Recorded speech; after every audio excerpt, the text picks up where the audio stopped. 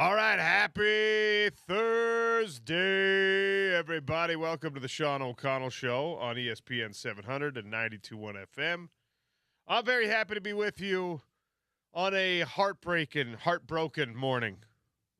Oh, what a double overtime game we saw last night in the Stanley Cup playoffs. Unfortunately, the result is not what any of us here in Salt Lake City were hoping for.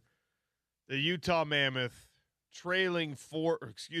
leading 4-3 late, gave up the equalizer, and Vegas with an empty net behind them, pulls the goalie, gets the extra man on the attack. The one-timer causes maybe an overslide from Veggie. The rebound gets put away, forcing overtime, and then in double OT, on a short-handed situation for the Vegas Knights, they get the goal that they need to win it in sudden death, double overtime. So all that extra effort, all that extra hockey for naught, as the Utah Mammoth now trail 3-2, 79% of the time in the NHL playoffs. The team that wins Game 5 goes on to win the series. So you got a 1-in-5 chance now, according to the previous numbers. Friday night at the Delta Center, it'll either be the last playoff game of the year for the Mammoth, or they will extend themselves another opportunity in a return game Sunday down in Vegas. Painful, brutal, agonizing to watch it all go down. But an incredibly fun game, and it's been an unbelievable series. This is, though, what we're talking about when we mention players on the Utah Mammoth have a lot of playoff experience. The team together does not have playoff experience. The mistakes that you are making and you are seeing, and some of them are incredibly costly, are being made as a unit for the first time, are being made together by the first time. The communication errors on a late shift change with Coach Bear, that's something that maybe you've experienced skating with four other guys and with a different coach yelling at you, but it's the first time that the Utah Mammoth have crossed these bridges together. And these are the little nuances. These are the little things that it's really hard to pin down. And in sports radio, you hear a lot of cliches. Even on television, you'll hear people talking about, oh, yeah, you got to learn how to win. You got to learn how to finish. You got to learn how to close out these games. All of these little things, all these little mistakes that you're seeing the Mammoth make and hopefully learn from, that's what people are talking about. That's what we are talking about when we say, yeah, maybe not this year, but next year you'll know. That's why experience is valuable. You've been in this situation before. You know that the next time you won't send that shift change late, or if you do, you won't all rush to the puck. You won't all crowd the one side and leave a liability out there with two men playing a little pass back and forth. And it just, look, it's tough. I don't want to be all doom and gloom because the way how this series has been so unpredictable, I could very easily see a situation where the Mammoth come out and absolutely smash it on Friday night, win 5-2, 4-1, 4-3, doesn't really matter, and then you got a game 7 in Vegas. I lost a little bit of excitement and a little bit of hope last night just because of the overwhelming odds now in favor of the Game 5 winner. But stranger things have happened than bucking a trend, obviously. You had a couple of situations last night where just mishandled pucks killed you. Miscommunication killed you. Pavel Dorofeyev got a hat trick, which you never want to see somebody do in the playoffs. Brett Howden and Shea Theodore, you're becoming two of my least favorite human beings on NHL ice. Howden, couple of games ago with those ridiculous redirect goals, and relatively quiet in this game until he scored the game winner short-handed. The power play for the Utah Mammoth has got to get it figured out. We keep talking about special teams. We discussed it with Adrian Denny. We talked about it with Nick Olczyk. We talked about it with Tom Callahan. We've talked about it with everyone who's joined us to chat hockey on the show, Mike Folta. And, the penalty kill has looked a lot better. The power play was over last night, and in double overtime, when Vegas pulls a pretty dumb penalty, honestly, that opens up your opportunity. And in the seconds before you gave up the game-winning goal to Brett Howden, you had some of your best scoring chances the last 25 minutes. And I guess credit to Hart for standing on his head and keeping the puck out of the net. But it felt like there was when that sequence, that scramble in front of the Vegas crease didn't lead to a game winner, and then there was a shift change, it felt like there was almost like, all right, we got to get it back down into our offensive end. And they totally forgot that Vegas is down a man, but they got 4 guys playing hard trying to win the game right there. You heard if you're watching the national broadcast, they did a great job of breaking down how, Krause and Kerfoot are over there against the boards, ready to dig a puck out, and there's just not enough urgency to it. There's not enough recognition that, we got to get this thing away from Marner. We got to get this thing away from the guys that are going to make the right pass. And so another turnover, and it's deep in your zone. It's way down in your defensive zone, and Howden wanders in front of the net and ends up getting a game-winning goal, and now you're down 3-2 in the series. These are the little things that you will either learn from. You will not make this mistake again in Game 6. You will not make this mistake again in the next series, or you're going to go back. You're going to watch this tape all off season long. You're going to have these discussions all off season long. You're going to put scenarios in your practice rooms and on the ice where you're like, hey, remember when this happened? This is how we have to handle it instead. And then you hope that these outcomes don't repeat themselves in the 2027 Stanley Cup playoffs, because the Mammoth are going to be a staple in the West for a while. It's not going to get easier. It's not going to look, I don't think, drastically different in the short term, but the San Jose Sharks are coming next year. All right. They've got a good young team, just like the Mammoth do. Their top-line superstar is something that the Utah Mammoth do not have.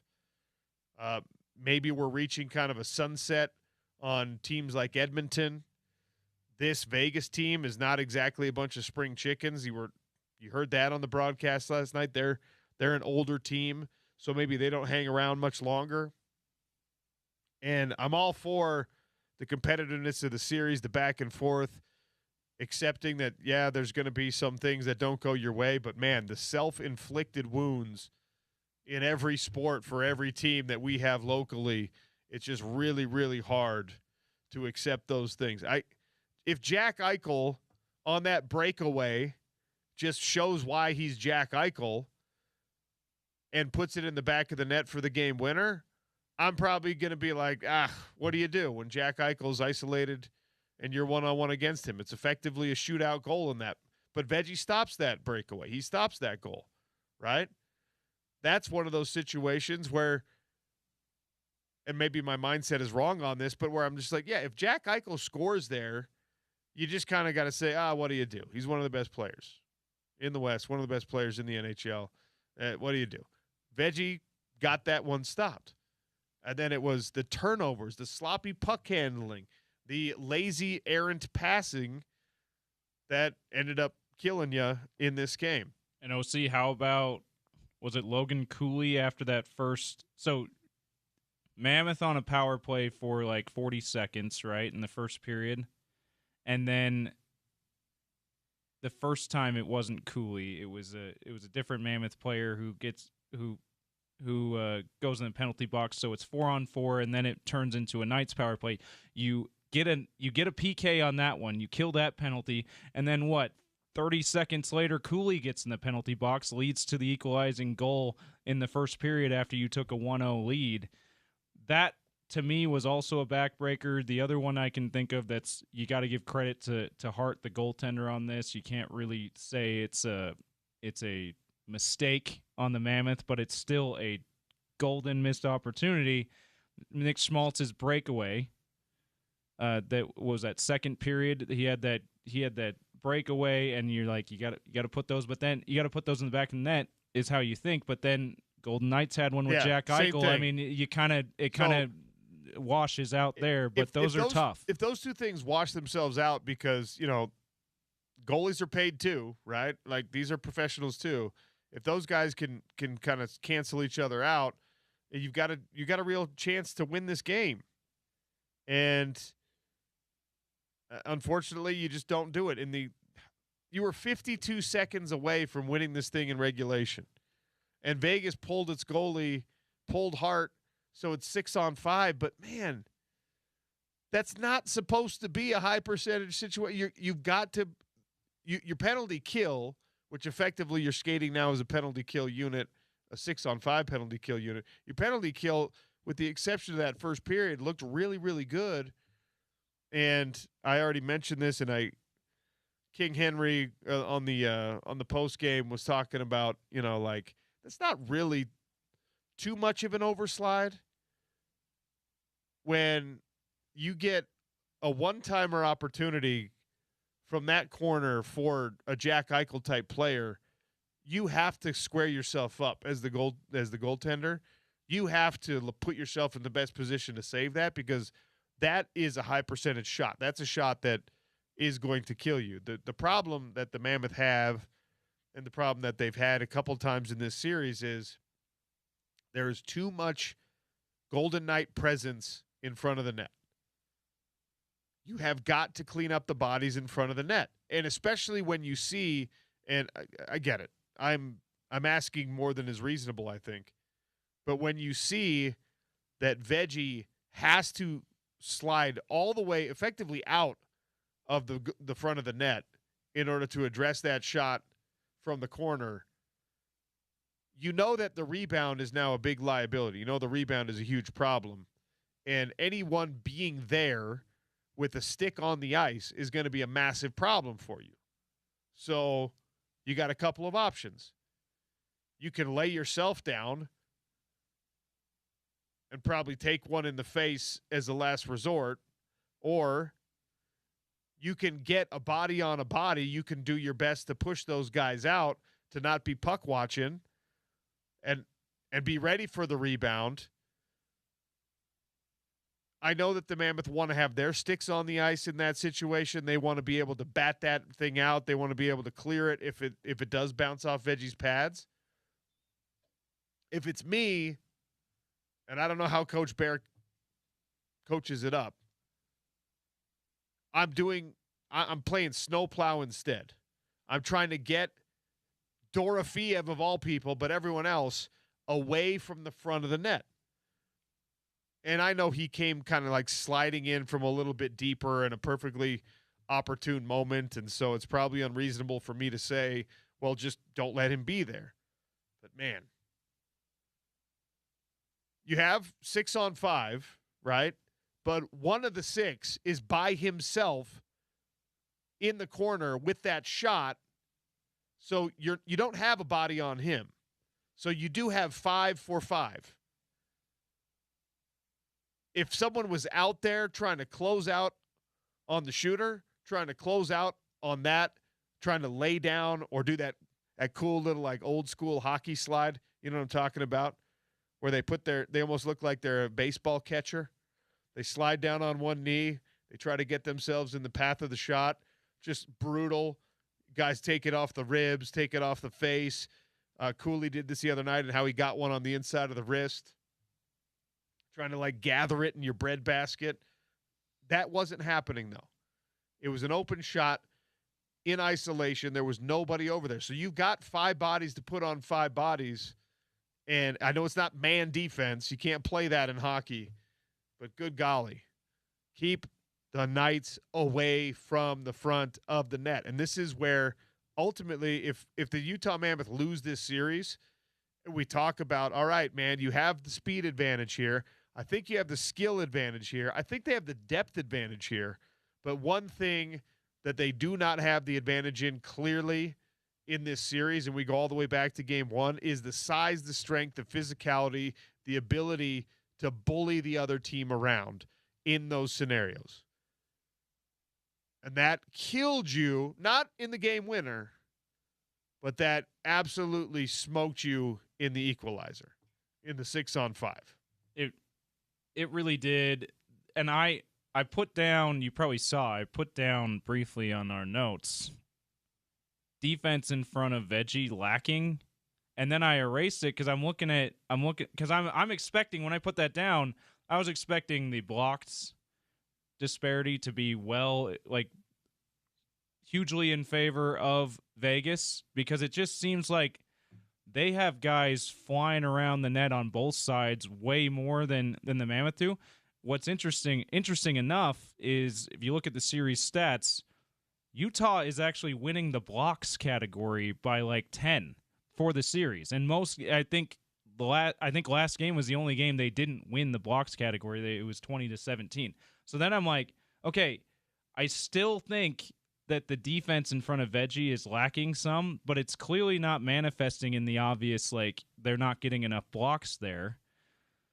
And I think it's in what you're talking about. I think it's in not clearing out guys in front of the net in ways that they need to, and not keep having your guys in front of the net instead of Vegas's guys. And that has led to so many shorthanded goals the last couple of games. OC, they've had shorties the last 2 games. That hardly ever happens in playoff hockey, and they've had it in consecutive games. The one in particular was not necessarily for that same, because for the same reasons we're talking about, but last night ended the game on a shorthanded goal. I mean, there's something lacking with this defense. I think physicality is an obvious thing to point to. And clearly they need to find a way to get Vegas's guys out from in front of the net. I know that's like rudimentary, that is day one type stuff, and it's not like they don't practice it. It's not like they haven't worked on it. It's not like it's something that Bill Armstrong and company are not looking to address with some of the moves that they have made. Well, it's not like either of us know the strategies that you need to employ to do that sort of thing necessarily. It's funny because like there are strategies to it, obviously, but it's a lot like when you talk to hockey people, and we've done our best to try to catch up to the rest of the NHL in the last 2 years. A lot of that stuff, a lot of that mess in front of the net, it's kind of like when Gordy Chiesa is going to join us for the next hour starting at 11:30. And what do we talk about with rebounding all the time? Yes, there's a technique to it. Yes, there's some coachability to it, but a lot of it is just an effort thing. A lot of it is just like are you putting in the work? Are you preparing yourself? Put your body between your guy in the basket and go get the ball. And there's just like an awareness, and that's, I think, my biggest problem, because the stat sheets in hockey, first of all, a lot of us are still learning how to read them properly, but also, the box score doesn't tell you the full story in any sport. And in these Mammoth games especially, if you just look at the box score and you're like, oh, yeah, I mean, Utah's defense is doing fine. Look, they're leading this in blocks. And now the hit disparity between these two teams has actually disappeared for the most part. And so, like, this is not just a situation where they're getting bullied around. But then when you actually watch the games and you see where these Vegas Knights goals are coming from, a lot of it is just like, my physical presence is something that you are unable to uproot from the front of your own net. Or the reason you're not scoring is because you're not getting as many opportunities in front of our net, because we are able to clear you out of that net. I think, what was it? Some high percentage of the Golden Knights goals in this series have come with inside 12 feet in front of the net. It's the stuff in there. The goal scorer is there. The Mammoth, they're 25 feet away when they score. Yeah, it's a lot of one-timers for the Mammoth. It's Dylan Gunther lasers from however many feet away. And there's nothing wrong with that inherently. You need to be able to have that. Whatever works, right? You've got to be able to have that, but I don't think you can be a playoff team without both. Or you could be a playoff team where it's like an 80-20, and that's probably where the Mammoth are, right? Because you do have some guys like Krause will get in there and mix it up, and he's a close-range weapon. He's also got a great release and a great shot. Healthy, and unfortunately he hasn't been, he's able to do that. Barrett Hayton's got some, ability to mix things up. They brought in Daniil Boot and Dmitry Simashev in order to be those big body guys. They're still young. They're still growing into it. Eventually, that's going to pay dividends. And I hate to be reductive, and there's probably some hockey purists driving around right now being like, what are you doing? There's a lot more to it than this. I know there is. But when 2 of the 5 goals that end up being killers for you in this game are very clearly the result of you not being able to win the physical battle, the ugly battle, the elbows, the positioning, the slide this guy out of the front of our net. If you're losing that battle in a timely manner 2 or 3 times a night and it's leading to Golden Knights goals, it has to be something that you address. It has to be something that you fix. And maybe you can do it between games. If you can't do it between games, the series is going to end. And more importantly, it's something you have to address personnel-wise in the offseason. And I love the way that this team is made up right now, and we felt the same way about them last year. But if you're going to, Mackenzie Weegar, another great addition to this team. If he's going to turn the puck over deep in his own zone, it washes out all the other good stuff that he does. And I know it's a lot to expect of these guys to be good at every single thing. I don't expect Mackenzie Weegar to be good at every single thing. I do expect him to be disciplined with his puck handling and his passing. I do expect, Alexander Kerfoot is not going to give you 90 points a year. His role on this team is to make sure that the kind of mistakes that he made last night on a Utah power play, where he's got 2 guys he can clear that puck to, he can pass that puck to, and he can get things started the other way. If he's not doing that, he's going to be punished. He's going to be taken out of the lineup. He's going to be pushed down a line. He's going to be doing, all that stuff. The nuance is very, very difficult to process in hockey, more so, I think, than any other sport. And we're seeing it bite this Utah Mammoth team, who has now failed to close out in 3 of the 5 games. Third period leads in 3 of the 5 games for the Utah Mammoth. Twice in overtime, you have fallen after leading, especially in this game, until relatively late, until 52, I guess officially 53 seconds left on the clock. That changes the whole future of your franchise in the short term if you win this game. You're now the prohibitive favorite. You now have wiggle room. And now your back is up against the wall. And I think that this team is destined for greatness sooner than later. I think that this Utah Mammoth team is going to deliver us a championship in Salt Lake City long before the Jazz do, if the Jazz ever do. It's wild to feel these feels about a brand new team, if that makes sense. 4-3 OC, to your point, in the last 2 third periods. Got there in different ways. Obviously, in Game 4, you're down 3-0. It's a huge comeback from the second and third periods to then take the lead. But 4-3 leads in the last 2 games, and as you mentioned last night, less than a minute left, you have that 4-3 lead. And you lose in overtime both games. You can't rely on overtime, particularly against, I feel like, particularly against a veteran squad like the Vegas Golden Knights, who are more physical than you. And even if the stats don't say it, don't show that they're more physical than you, just their presence, like you're saying, in front of the net, their presence everywhere on the ice, the fact that they are not turning the puck over as often as Utah is, the fact that they're not taking as many inopportune penalties as the Mammoth have been taking the last few games especially. That favors that team. Typically is favored when you're in a golden goal situation in overtime, in my opinion, and that's what's happened the last two nights. The Knights have capitalized after getting a late equalizer. They've finally capitalized in overtime. The Mammoth, they got a lead. You got to keep it out of overtime. You got to do it. The atmosphere on Friday night is going to be massively important. So get yourself there. If you don't have tickets, fine. Go to Big Willie's, 1717 South Main. They'll have a watch party going on. This is the last guaranteed playoff game of the year for the Utah Mammoth. If you haven't made it to one yet, get your behind to the Delta Center. Be part of this. It is special. Even if they get closed out, and I don't think they will, honestly. I actually think that this team now dropping the last two is probably just kicking themselves. And they've responded very well throughout the year when a slide starts or when it's something, especially these self-inflicted wounds start to pile on top.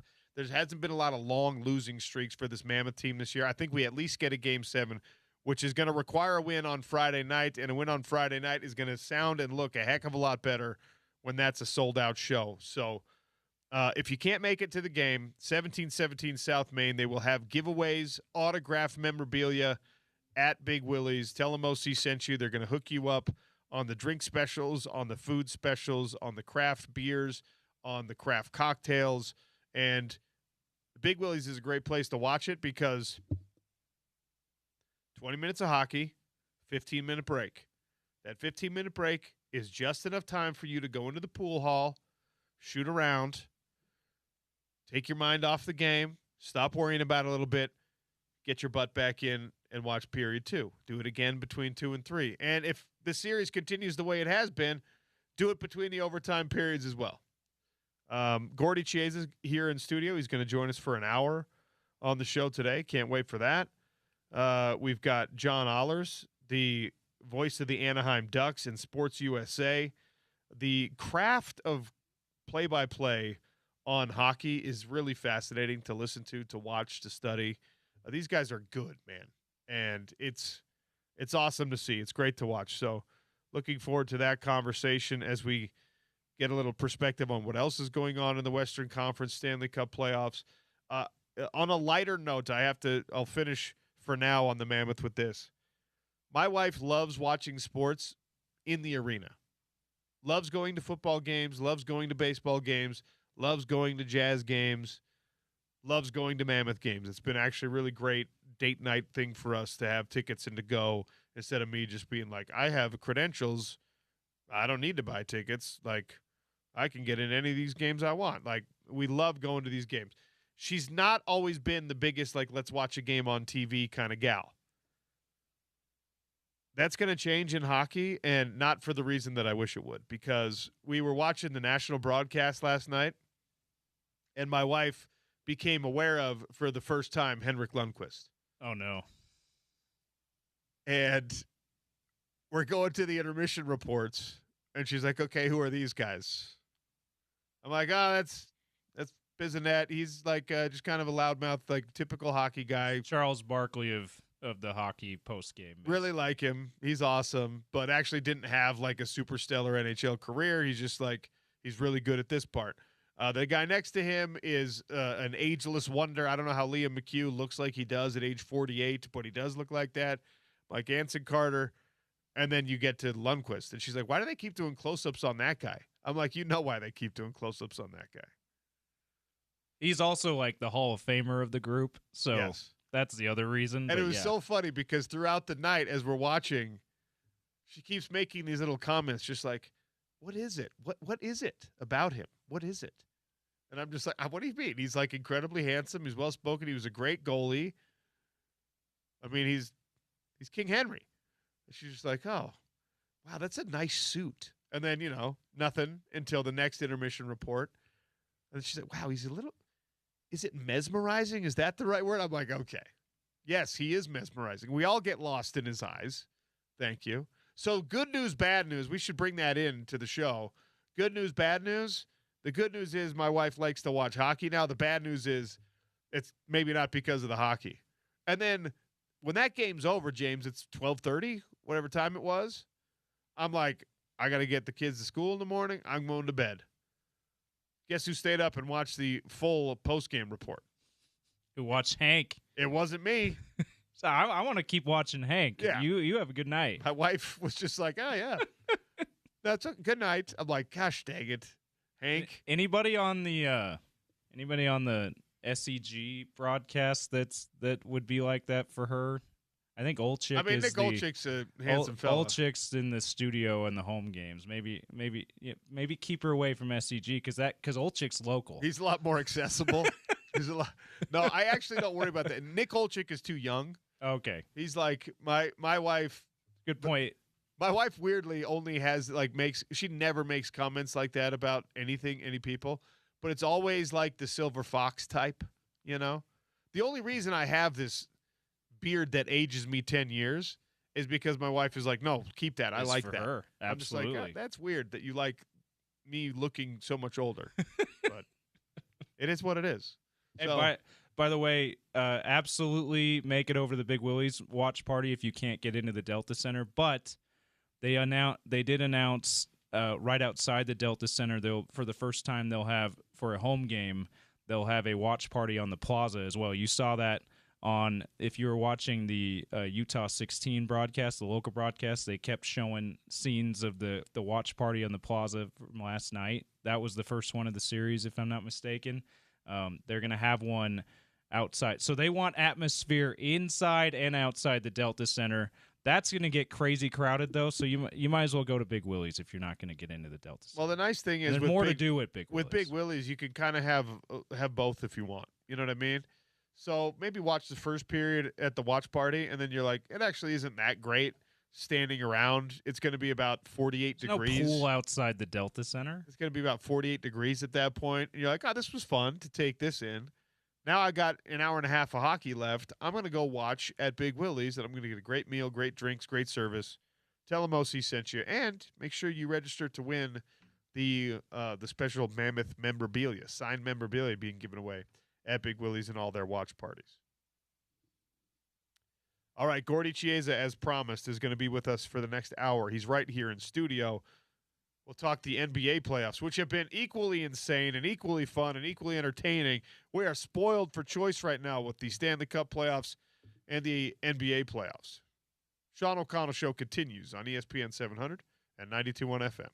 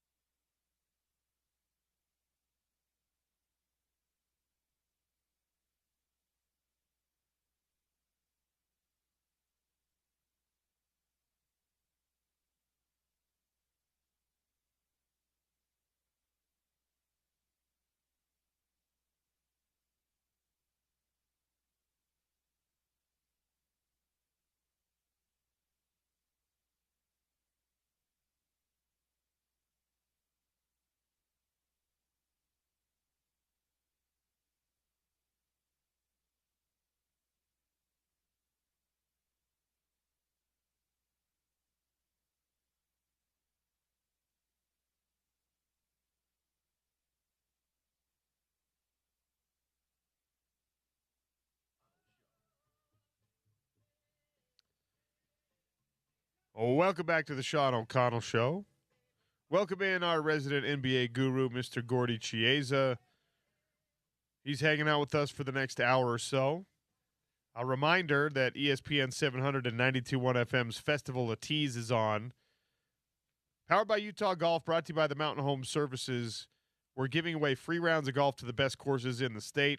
You can listen right here and on the Drive with Spence Checketts for a chance to win each day. Today's course is the home of the Tony Finau Rise to Glory, Rose Park. We've got a free round at Rose Park. It's been a staple on the west side forever. It's fun. It's challenging. You can usually find a tee time. Rose Park handled by the Salt Lake City Golf Corporation. Download the SLC Golf app wherever you get your apps. Make tee times to get course updates right there. SLCgolf.com as well. Gordy Chiesa, welcome in, sir. How are you? Sean, I'm doing well. Thank you. These NBA playoffs, man, like I said before the break, we are spoiled for entertainment in our evenings right now. Even though the Utah Jazz are not involved in the playoffs, and we hope that changes sooner than later, these playoffs so far this year, we're only in the first round. We got barn burner series all over the place. Yes, we do. It's been outrageous. It's been a wonderful first round. If you're the TV partners, you are absolutely ecstatic. And there's some young teams that are performing, and some Grizzly veterans are trying to hold on for dear life. And that makes it so important. And then there's two teams that are resting right now. They are the defending champion Thunder and the second seeded in the West, the San Antonio Spurs. So two are resting. Everyone else is what? Fighting for their dear life. And that's the beauty of it. The catchword was the NHL playoffs and also NBA is physicality.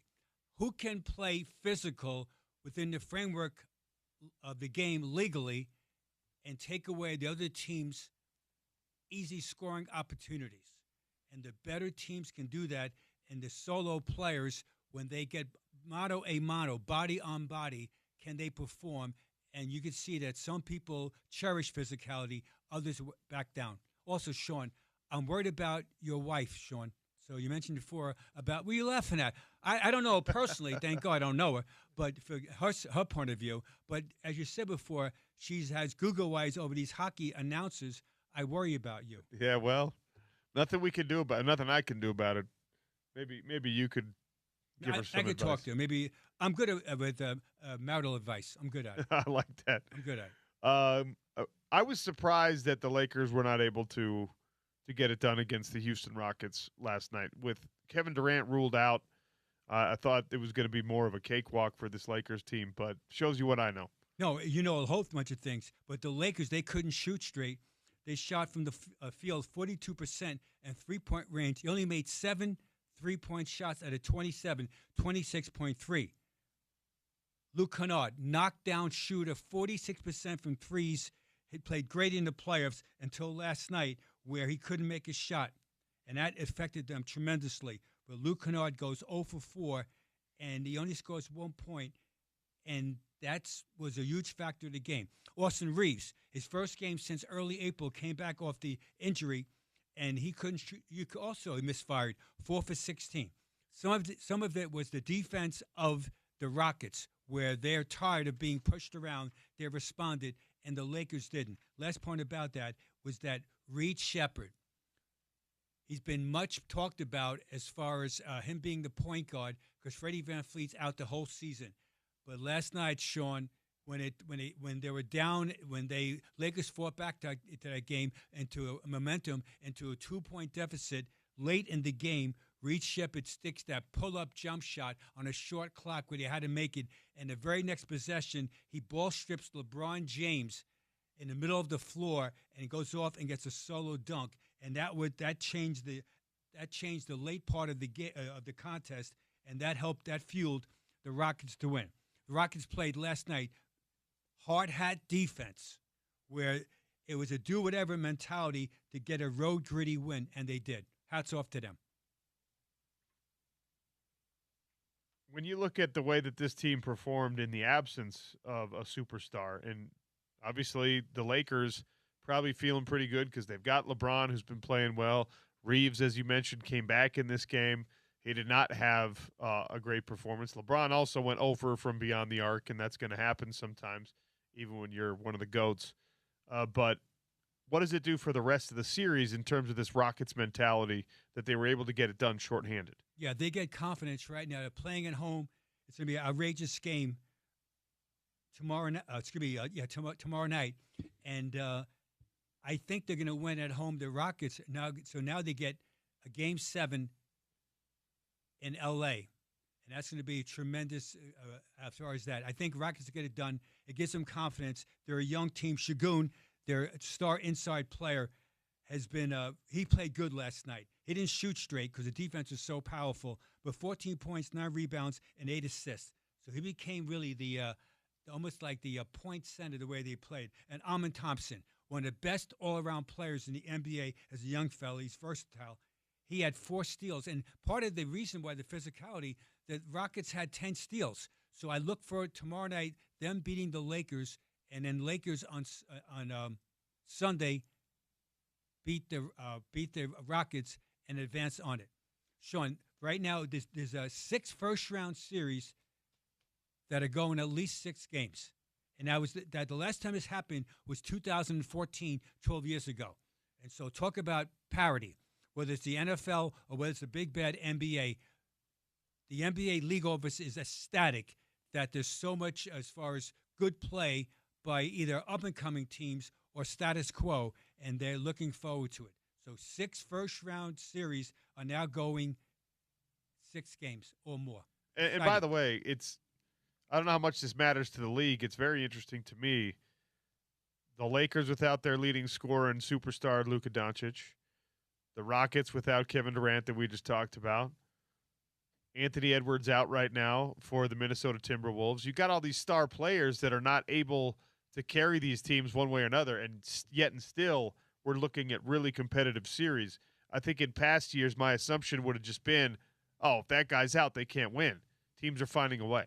Very much, and that's the X factor where players do step up, and their roles change on the fly from game to game, and the ability for any athlete to adapt to the times of what does your team need you at this moment during the game and for the next battle.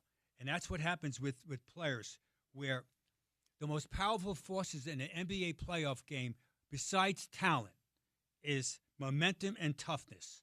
Those 2 things you need. Most times you don't beat somebody, you advance past them. And that's how tough it is to win a playoff series. And that's why the teams that usually do advance, they have the elements of that. Most playoff games, Sean, whether it's in the NFL or whether it's in the NBA, I call it's a blend of ballet and wrestling, both during a game. It's a ballet as far as your talent, and it's a wrestling match. And the players that perform usually master both art forms, and that they create a airborne magic. So I just described right there someone like Shai Gilgeous-Alexander, airborne magic while still brawling in the lane. And that's someone like, we'll say, Isaiah Hartenstein of the Thunder. And Victor Wembanyama does both. He's ballet, but also he can battle, and that just shows how unique he is. So the playoffs, there's nothing regular about the playoffs. It's all based on matchups and the intensity and the velocity of the moment.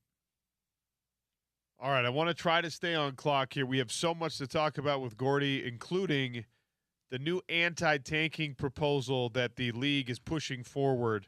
We'll get Gordy's thoughts on that. We'll jump back into some of the playoff discussion. We'll talk about the rest that the Thunder and the Spurs are getting right now. All things hoop with Gordy Chiesa. It's the Sean O'Connell Show on ESPN 700 and 92.1 FM.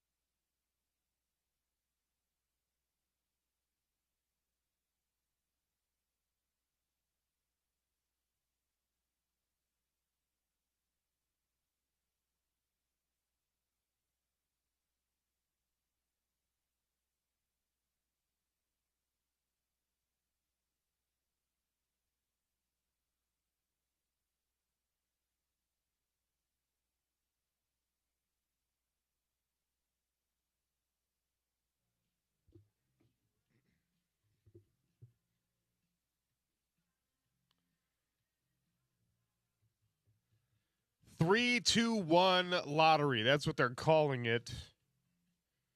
The NBA's new proposal, an anti-tanking measure that would actually punish the bottom 3 teams in the league with one fewer lottery ball than the peers 4 through 10. So, is this going to work? Is this going to disincentivize tanking the way that the league hopes it? There will still be manipulation. People are going to try to make sure they're in that 4 through 10 range instead of the bottom 3, but it's a start towards making it less than favorable for your team to race toward the bottom. The rules, and there's a lot of different ones in here, and we'll get to them with Gordy Chiesa, who's in studio with us. The rules, if you didn't listen yesterday, have qualifications, have preventative measures in place for back-to-back first round or top picks, having 3 top 5 picks in back-to-back years, in enhanced enforceability for the anti-tanking measures from a league perspective. I want to know what the fine print looks like on that, but people have already started to run simulations, by the way, on what it would look like if this year's draft odds were put into the new system. And you might not like the results if you're the Sacramento Kings and, you roll the dice and you end up with the 16th pick or whatever. Obviously, there's going to be teams disappointed, but you stop guaranteeing good things for teams who are not trying to compete, and that is the whole point. Gordy, what do you think of the 3-2-1? It's a start. I think it's really good. The model is based on the soccer league in Europe, the Premier League, where if you finish in the bottom 3, you get demoted to the second division. And the top teams in the second division move up into the first division. Which I love and I wish was possible in pro sports here in the United States. It doesn't make sense when, the G League can't move up into the NBA and you can't have minor league baseball teams moving up into the majors. But that's effectively what you're describing, at least in European soccer. Yeah, absolutely, very much. And so the bottom 3 teams of each conference only get 2 lottery balls, okay? And so they're penalized for losing. And again, what business do you have where you want to lose on basically somewhat on purpose to get more odds? So the NBA decided they want to incentivize winning. It's the opposite effect. So they want people to try to win. It's a better product for the fans. Because remember, without the fans, there's no professional sports. That the fans are everything. And that you want to keep interest, especially after the trading deadline. So the way it played out recently in the last few years is that after the trading deadline, where some teams, Sean, would have a fire sale, where they give up a lot of good players to try to lose even more because the team was underperforming and to get to better lottery picks. This way, it's the opposite, where it's incentivized to win. And Sean's alluding to also this one thing about where, in addition, no team will be able to win the top pick in consecutive years. Sean, a long time ago, that the Orlando Magic, an expansion team, picked back-to-back years Penny Hardaway and Shaquille O'Neal. That was nice. And then 2 years later, the NBA Finals in '95. So it does happen. So the NBA learned from that, and so it's not allowable. And the last thing is that you're not able to the 3 consecutive years pick in the top 5. So whether lottery balls are good to you, by act of God, the man upstairs, you can't be in the top 5 3 years in a row. And also the last point about that is that you can't trade as far as future picks. All right, through 12 to 15 slots going forward. So you can't when you trade, protect those picks 12 for 15. Either trade them or you don't. So either or. You can't based on the lottery. If we pick number 12 this year, the pick goes to the 2 years later. You can't do it anymore. So it's good. It's a start. It's only a 2-year thing. From 27 to 29, this is in place. Then they're going to reevaluate it again. The vote by the owners is on May 28th of this year. And so I think it's going to happen, and then we'll see the next 2 years how they tweak it.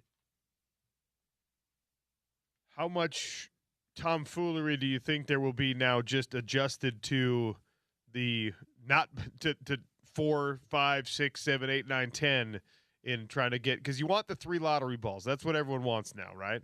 Is the 3.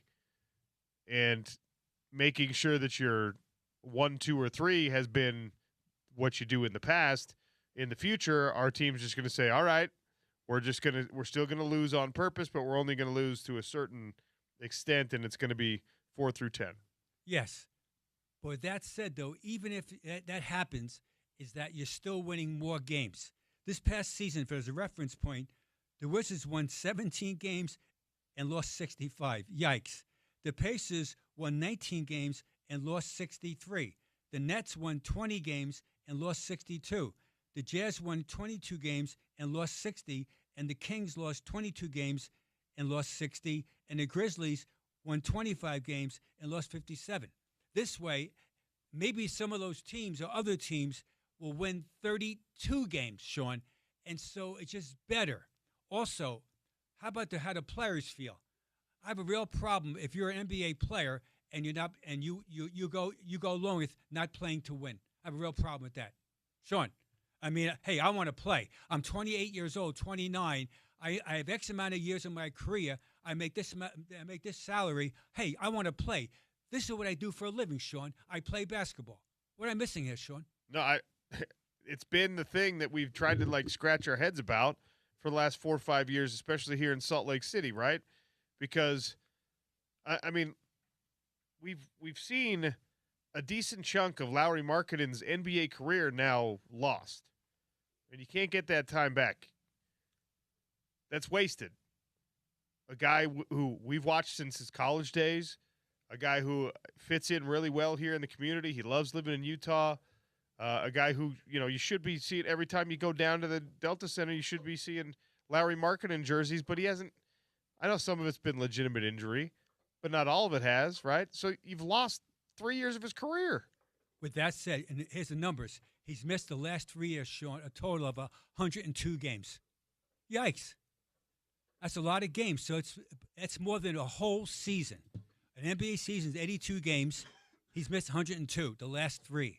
And by the way, he's really a good player. Let's not forget, he was an all-star once in Jazz basketball. Yeah. He's good. He's a good player. That guy's a knockdown shooter. And so hopefully things like this will happen dramatically lesser and lesser.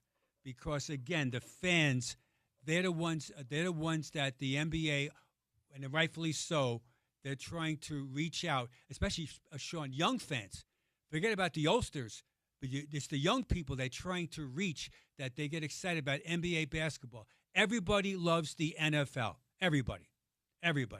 And now hockey here in this area, people are really learning about play of hockey, how intense it is, and it's great. NBA basketball is also great. However, you've got to win to keep you have to be successful by winning to keep attracting, Sean, younger fans. We were at the Layton Hills Mall yesterday for the Paris RV used RV event. By the way, still going on through Saturday. You should go check it out if you're looking for a fifth wheel, a trailer, a motorhome, anything. They've got incredible deals right now, about 40% off brand new retail prices on these things.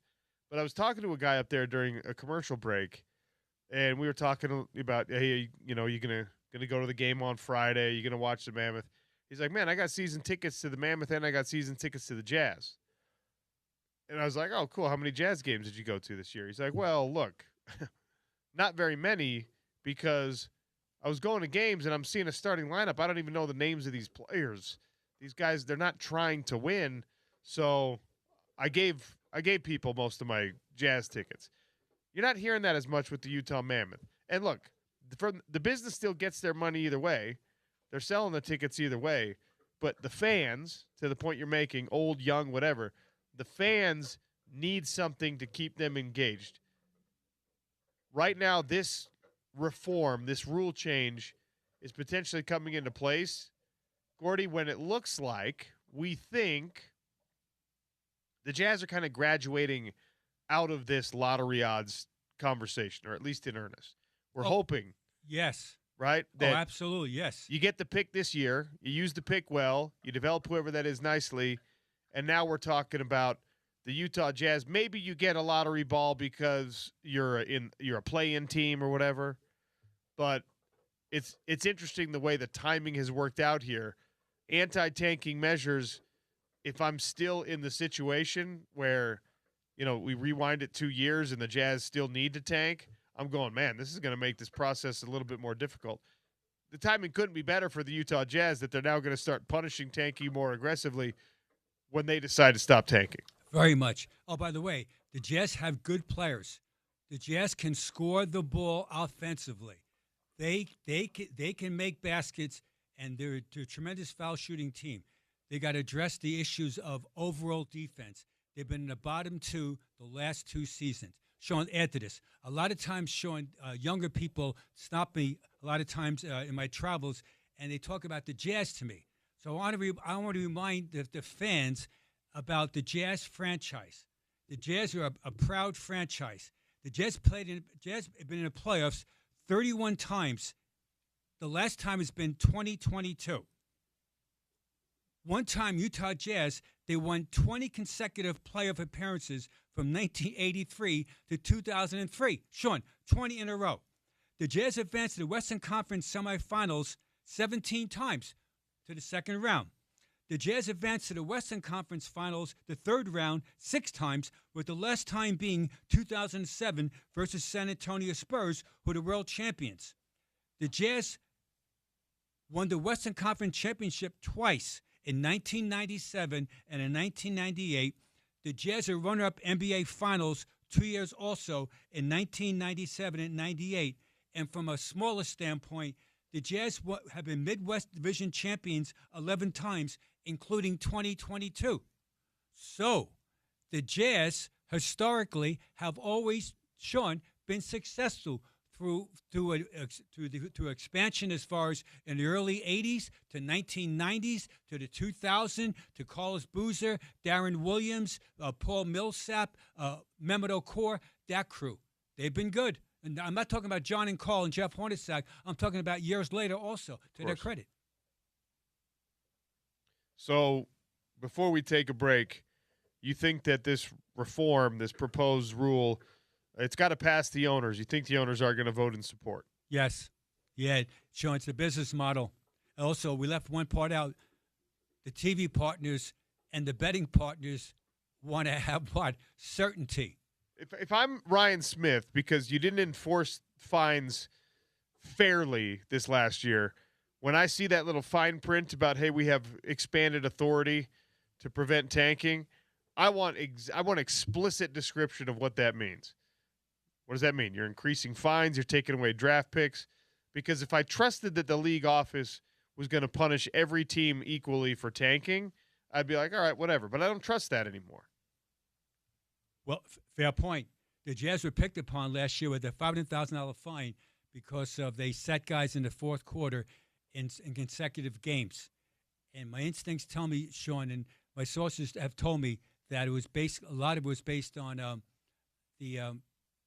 legally, Sean, DraftKings, the betting odds during games, where people bet, during games, which is legally, and that's what it affected things. And they say, wait a second, most times, Sean, the betting odds are correct 90% of the time. All right? Most times, Sean, you're correct 90% of the times. So you and DraftKings are the two people I know that are smartest guys. That's right. 90% of the time. 90% of the time, it works every time. Correct. All right. We'll take another quick one here. We got more playoff basketball to talk about with Gordy. I actually want to pick his brain about the expanded college basketball tournament, another proposal being pushed through. And, of course, Gordy's list of the day, all still to come on the Sean O'Connell Show, ESPN 700 and 92.1 FM.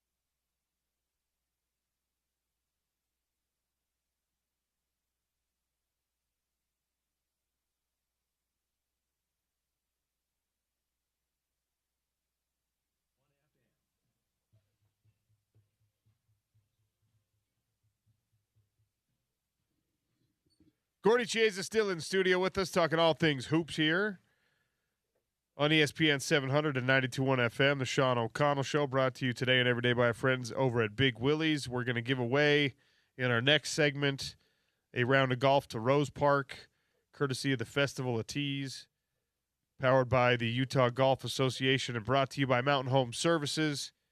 Before we get there, though, Gordy, we touched on briefly the Minnesota-Denver series, the LA-Houston series. Orlando went up 3-1 on Detroit. Detroit battles back behind a strong performance from Cade Cunningham. The Boston Celtics, you have told us you think is the strongest candidate out of the East to win the NBA championship this year. They're up 3-2 on Philly. Knicks Hawks is 3-2.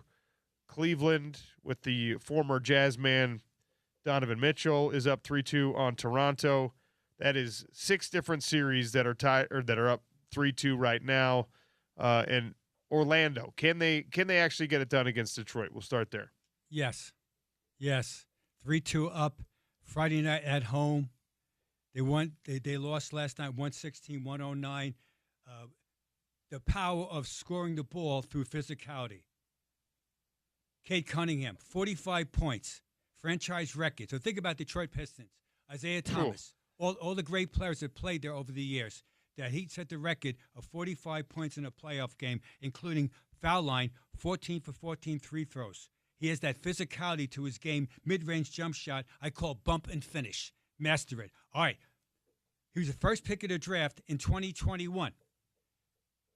Paolo Banchero was the first pick in 2022, a year later, 45 points, a career playoff high. So both guys, first picks of the draft, back-to-back years, delivered for their team, but the Pistons won at home, and now it's Banchero's chance to get it done tomorrow night in Orlando. Franz Wagner, who's a tremendous player for them, might not play, strained right calf. So that is absolutely a factor for them. But I do think that the Magic are going to upset, as the 8th seed, they're going to upset the first seed and advance to the second round. When's the last time that happened? 8 versus 1, an upset. Okay, I don't know.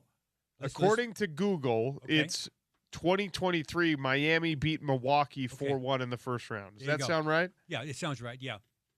2012, the 76ers beat the Bulls. That was 8 versus 1. 2011, the Grizzlies beat the San Antonio Spurs 4-2.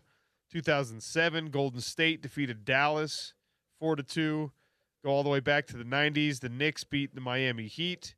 That was a best of 5 back then in the first round. Then, absolutely. And in 1994, the Nuggets beat the Seattle Supersonics 3-2 in a best of 5. Sure. So it hasn't happened a lot. No, it doesn't happen a lot, and that's what's the beauty of it.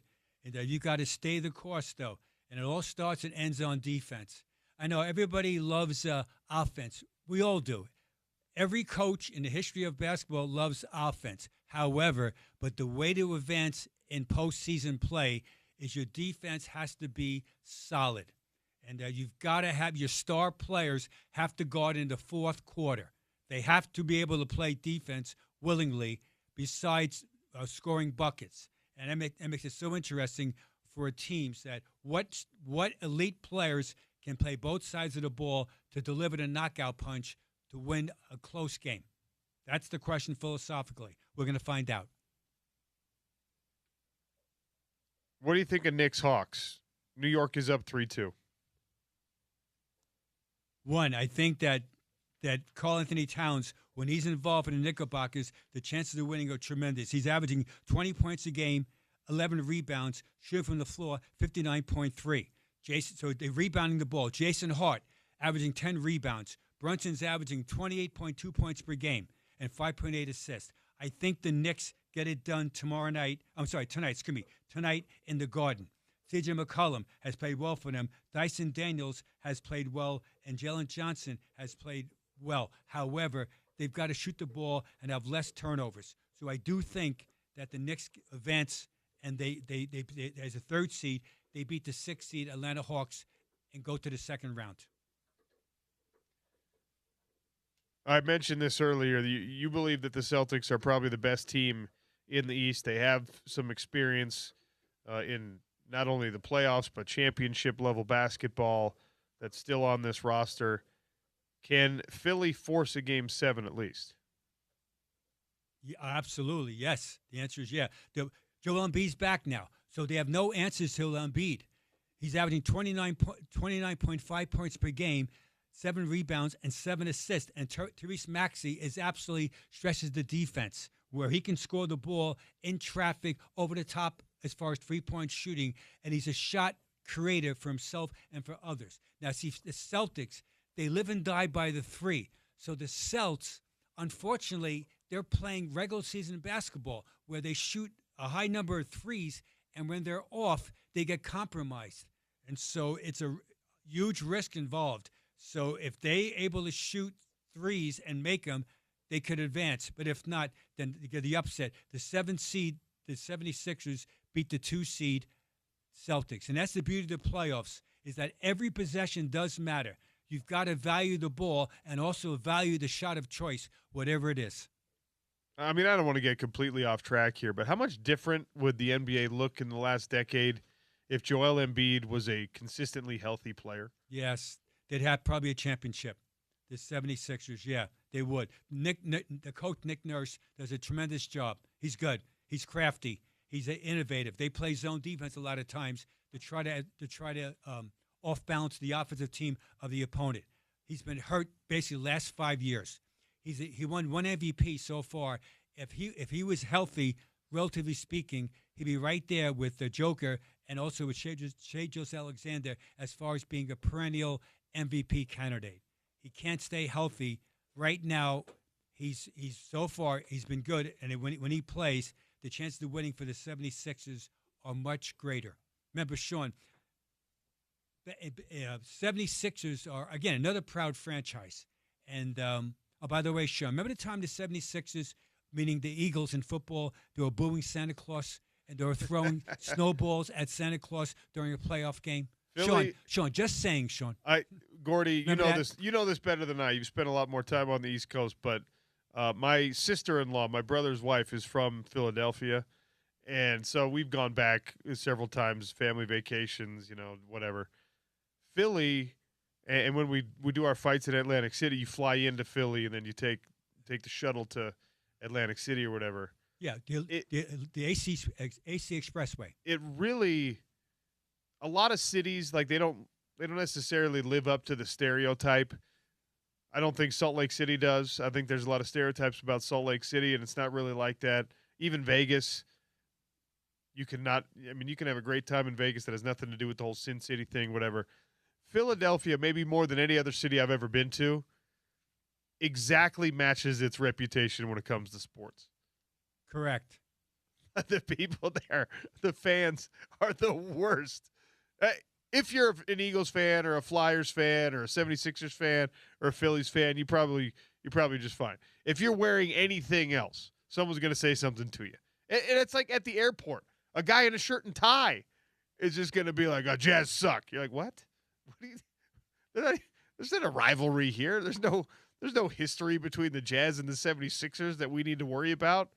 They're just that way." Very much. And that's, again, they call it the city of brotherly love, question mark. Yeah, question mark is question right. mark. And also this South Philly, where the crazy fans really basically a habitat, and they have it going right now. And so Philadelphia, hey, for the 76ers, now you're a fan there, or just a basketball aficionado, is that you think you can upset the proud Celtics who lead the NBA, Sean, in most ever championships. They've won 18 titles. Lakers have won 17. Now, Sean, Monday morning, we're going to find out this weekend who advances and who doesn't. So we should get some Game 7s. We should. Great fight city, by the way. They've produced a bunch of great fighters, both MMA fighters and obviously even more in the boxing world. All right. I wanted to ask, before we run out of time, I wanted to make sure I asked you about this NCAA change. They're going to go to 76 teams in the NCAA tournament. It's expected to start next year. They're just like, they're not wasting any time. Now, James gave us the best. The company line from the NCAA is like, well, there's more Division I teams now, and we want about 20% of these Division I teams to be involved in the tournament. So in order to involve 20% of the teams, we increase it to 76 teams. We've watched the last several years with 68 teams, and that's already well more than enough. Adding another 8, what do you make of it? I'm against it. I am. The quality of the tournament. I'm for every. Here's what I'm saying.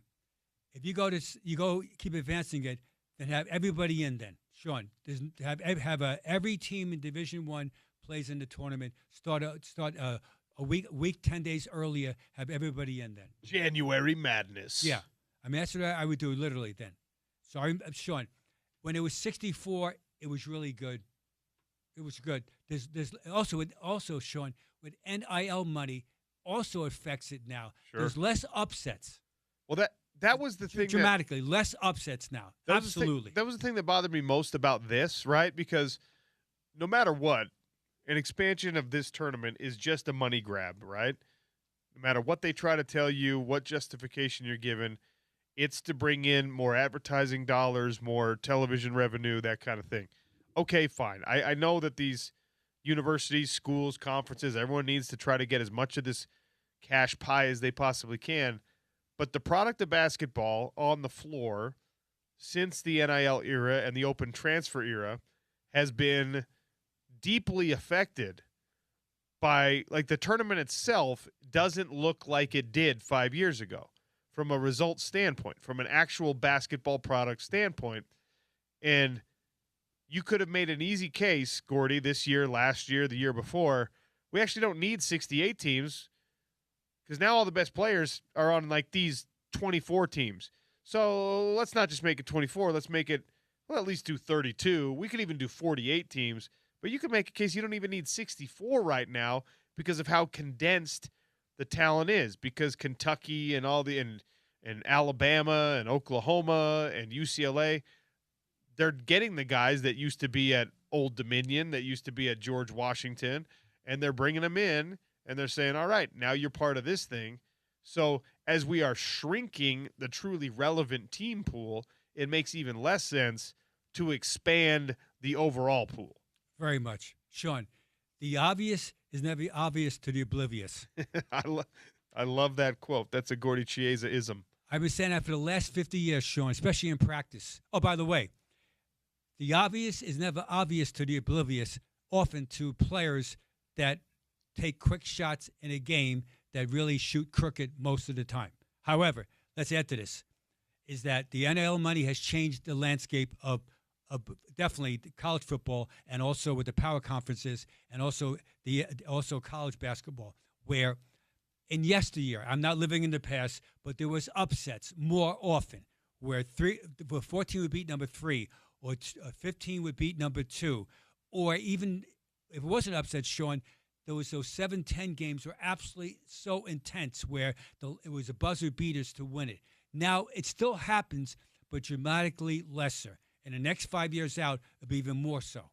And so I'm for keeping the way it is, if not streamlining even more. At the end of the day, March Madness was special because of Cinderella stories. If you continue to strip away the Cinderella stories, and I don't think that adding another 8 teams that are at the absolute bottom of the tournament barrel is going to create more Cinderellas. Speaking of Cinderella, Sean, a long time ago, when I was at Providence College, we got to the Final Four. Sean, our team was called Cinderella and Converse. I like that. That was our nickname. We wore Converse and Cinderella because we were, and we advanced in the March Madness. So the second you said Cinderella, I thought about Converse. But like speaking the of Chuck Taylors? Exactly right. Chuck Taylor. I know it sounds well, yeah, Chuck Taylors, but it was more better cushion on it as far as the heel and stuff. But Sean, just quickly, I know we're up to the break right now as far as getting my list, but AJ DeBancer with Nike. Yeah, just signed the new contract, and he was getting $4 million for Nike when he played for BYU. I don't know what the new contract is, but he's going to be one of the faces of Nike as they go forward. Well, we were talking about during the break the deal that LeBron signed, 22 years ago, was almost $100 million. Yeah, he signed 7 years, Sean, for $90 million back in May 2003 as a high school player before the draft. So what are these guys worth now? I don't want to speculate, but it's a whole bunch of money. Well, we did speculate yesterday on the reports about the Steph Curry deal, anywhere from $750 million to over $1 billion allegedly being offered to him. And by the way, he already made like $400+ million from Under Armour, plus what he got from his NBA career so far. I mean, and his wife does very well with all of her business ventures. Like the Currys, he's gonna buy a team at some point. Very much, and the NBA would like that. All right, so here's some of the elite players, the top tier that Nike has with under contract as far as partnerships. This is the list for the day, right? Yeah. Okay. No, it's not. Okay. But I'll do it quickly. All right. LeBron James, Kevin Durant, Giannis, Devin Booker, Kate Cunningham, Victor Wembanyama, oh my, Jason Tatum, Luka Doncic, Jalen Brunson, and Ace Bailey. Those are some of the names. Yeah, you're doing all right, Nike. That's as they go, it's a nice little stable of talent. You got that, both young and old. All right, my list today, Sean, and I have a question for you about the NFL. So keep your tenor. It's a very short list. The NBA players with the most career playoff game wins. Players with the most career playoff wins. Number 13, Michael Jordan, 119 wins. Number 12 all-time, Byron Scott, 120. Huh. Number 11, Magic Johnson, 128. Number 10, Shaquille O'Neal, 129. Tie for number 8, Kobe Bryant and Manu Ginobili, 8th place all-time with 135 victories. Number 7 all-time, Scottie Pippen, 136. Number 6 all-time, Tony Parker, 137. Number 5 all-time, Kareem Abdul-Jabbar, 154. 4th all-time, interesting, Sean, Robert Horry, 4th all-time. Big Shot Bob, man. Big Shot Bob. You're exactly right, Sean. 155. Number 3, Mr. Fundamental, Tim Duncan, 157. The second most career wins in playoff basketball history is Derek Fisher with 161, and the all-time leader in career victories, he played for the Cavs, the Heat, and now the Lakers, is LeBron James. Wow. With 187 victories. Quickly, let's revisit Michael Jordan's 119. Michael Jordan won 119 playoff games in only 179 games, which means that Michael Jordan won 65.5% of every playoff game that he played in, was a dominant force. Quickly, Jazz basketball. Who's the leader in most franchise wins as far as playoff? That's John Stockton with 89. Thus, Sean, that's my list of today. Michael Jordan was what was his win percentage in the playoffs? 65.5.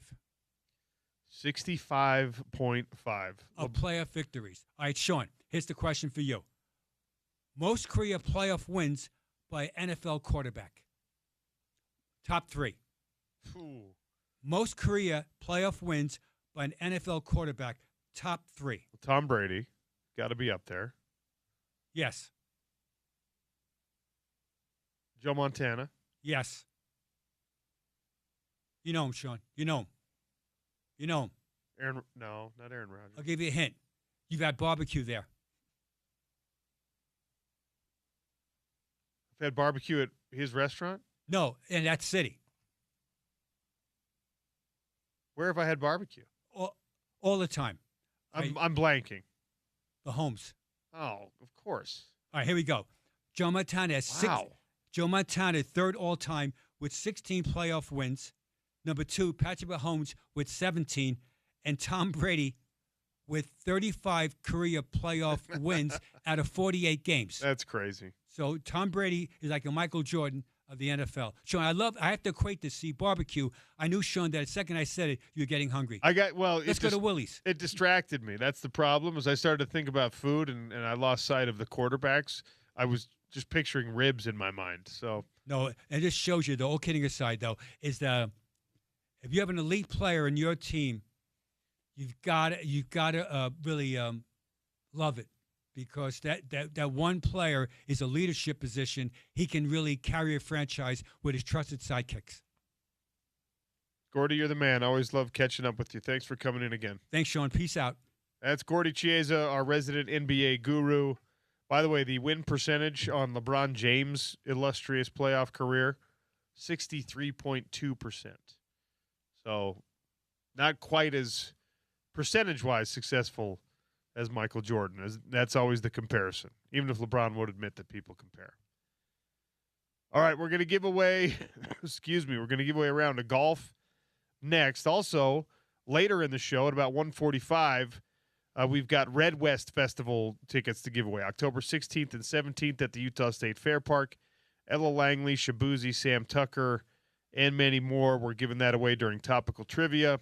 So a giveaway in the Daily Dump and a giveaway at the end of the show because we love you. Daily Dump is next. It's the Sean O'Connell Show on ESPN 700 and 92.1 FM.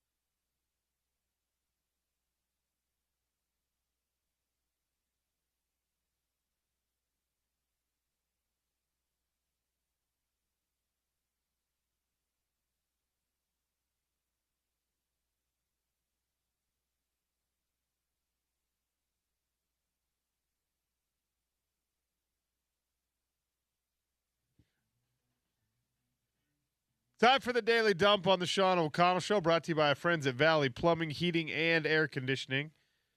The house isn't getting as cool as you want it to? Call the truck with the duck. Wintertime, it's not getting as warm as you want it to. Call the truck with the duck. You got a leak. You got a runny faucet. That hose pressure outside is not working the way you think it should as you're trying to get the gardens going again. The truck with the duck. valleyplumbing.com. Make an appointment right there on the chat feature online. As always, tell them OC sent you. All right, I promised you a round of golf from the Festival of Tees. Rose Park, the Tony Finau home course. We got a free round of golf there, powered by Mountain Home Services and the Utah Golf Association. 877-353-0700 for a free round of golf at Rose Park. If you can tell me who scored the Utah Mammoth first goal last night in what ultimately was, unfortunately, a 5-4 overtime loss, double overtime loss to the Golden Knights of Las Vegas. Ouch. Hated to see it.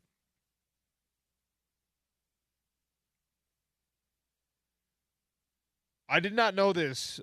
James put this in the notes. This is awesome.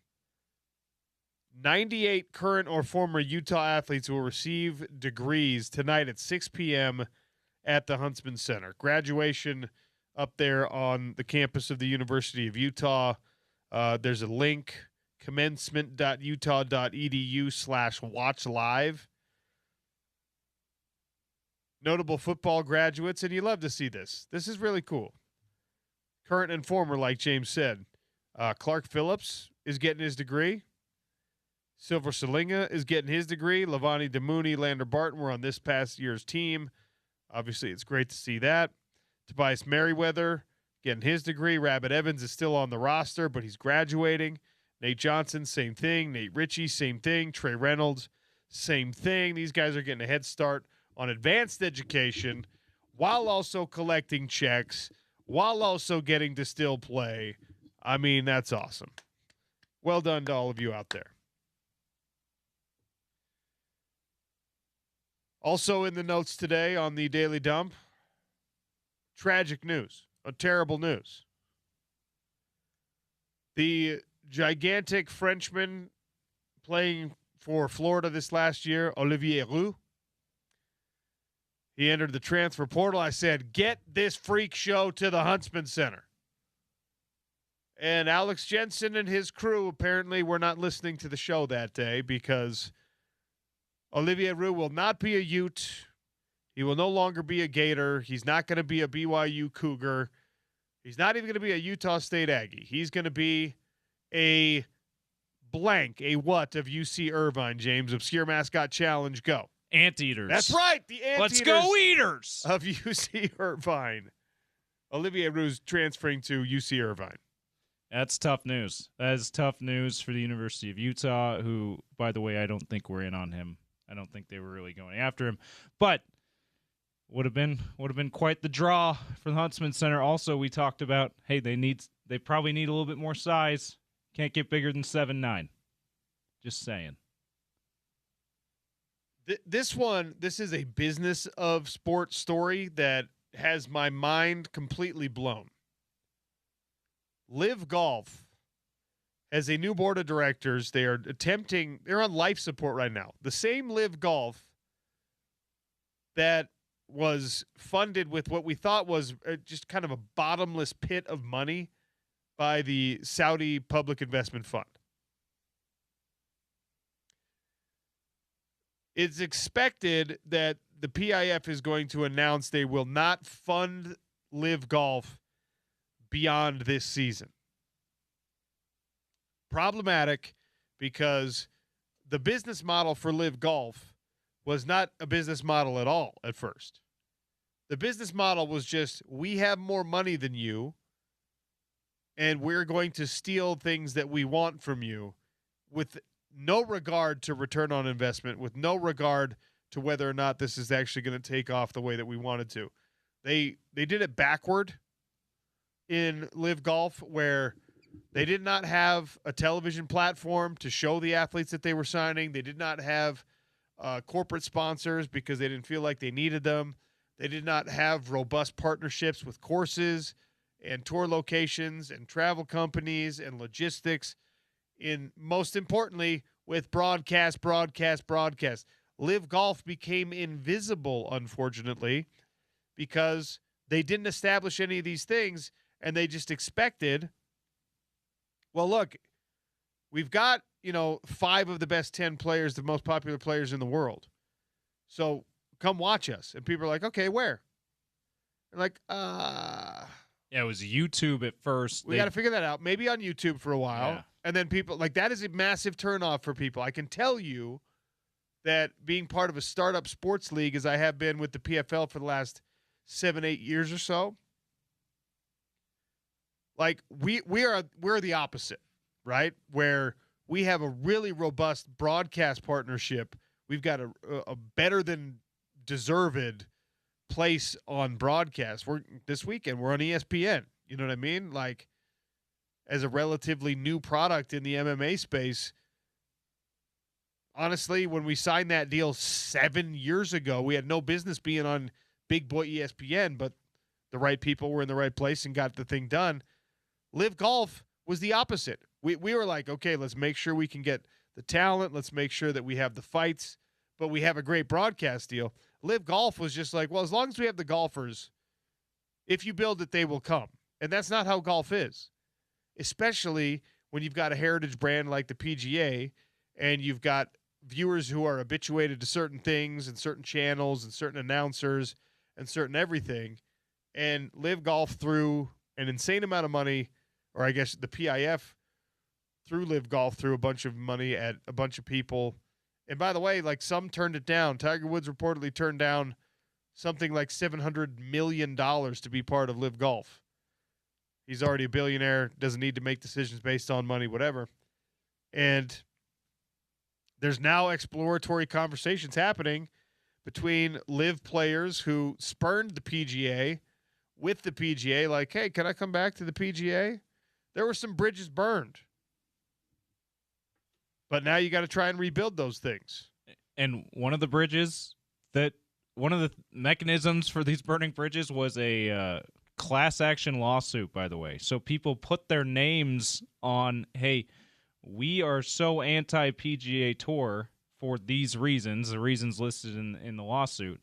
We're putting our names on this. So, yeah, those guys, Bryson DeChambeau most notably, who are part of that lawsuit, going to have a tough time going back to the PGA Tour if and when Liv closes up shop. I'm just guessing. This has got to be so gratifying for the PGA golfers that turned down, in some cases, hundreds of millions of dollars to see that, like, okay, I was probably vindicated in that. And even then, it's debatable, because if you're like Patrick Reed and you could go cash in huge and still come back eventually and play for the PGA, even serving like a 1-year ban, you're like, well, yeah, I mean, I guess it kind of sucks that I lost a little popularity with all you guys that are on tour with me now. But, you know what makes me feel better about it? $100 million that the Saudis gave me. Also, he had no popularity, so like he was the best example. But like who's like a Dustin Thomas or whatever? Yeah. He'd be one, or Dustin Johnson. He'd be one. Brooks Koepka came back to the tour. He actually did it when they were offering. They offered for a few months like a comeback to the tour period, like where grandfather period, where we give. There's still some. You still have to suffer some penalties, but you don't have to. You're not going to be banned a year, kind of thing. Koepka took his chance during that time. Patrick Reed and a couple others waited later. That's why they're serving the 1-year ban.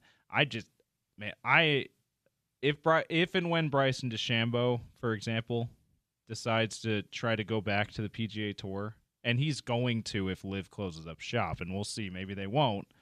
They're trying hard to stay open here.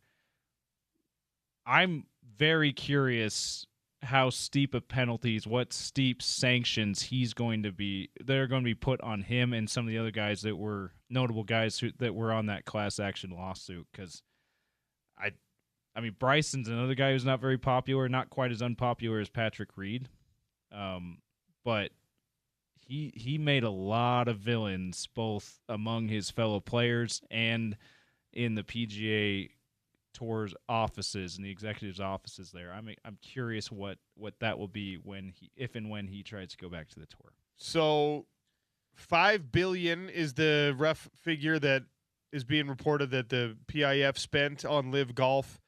Ultimately, it could be a failed experiment. We'll see. $100 million a month this season, by the way. It's part of that $5 billion. John Rahm, again, according to what's Google's AI, Gemini, is that what it's called? Yeah.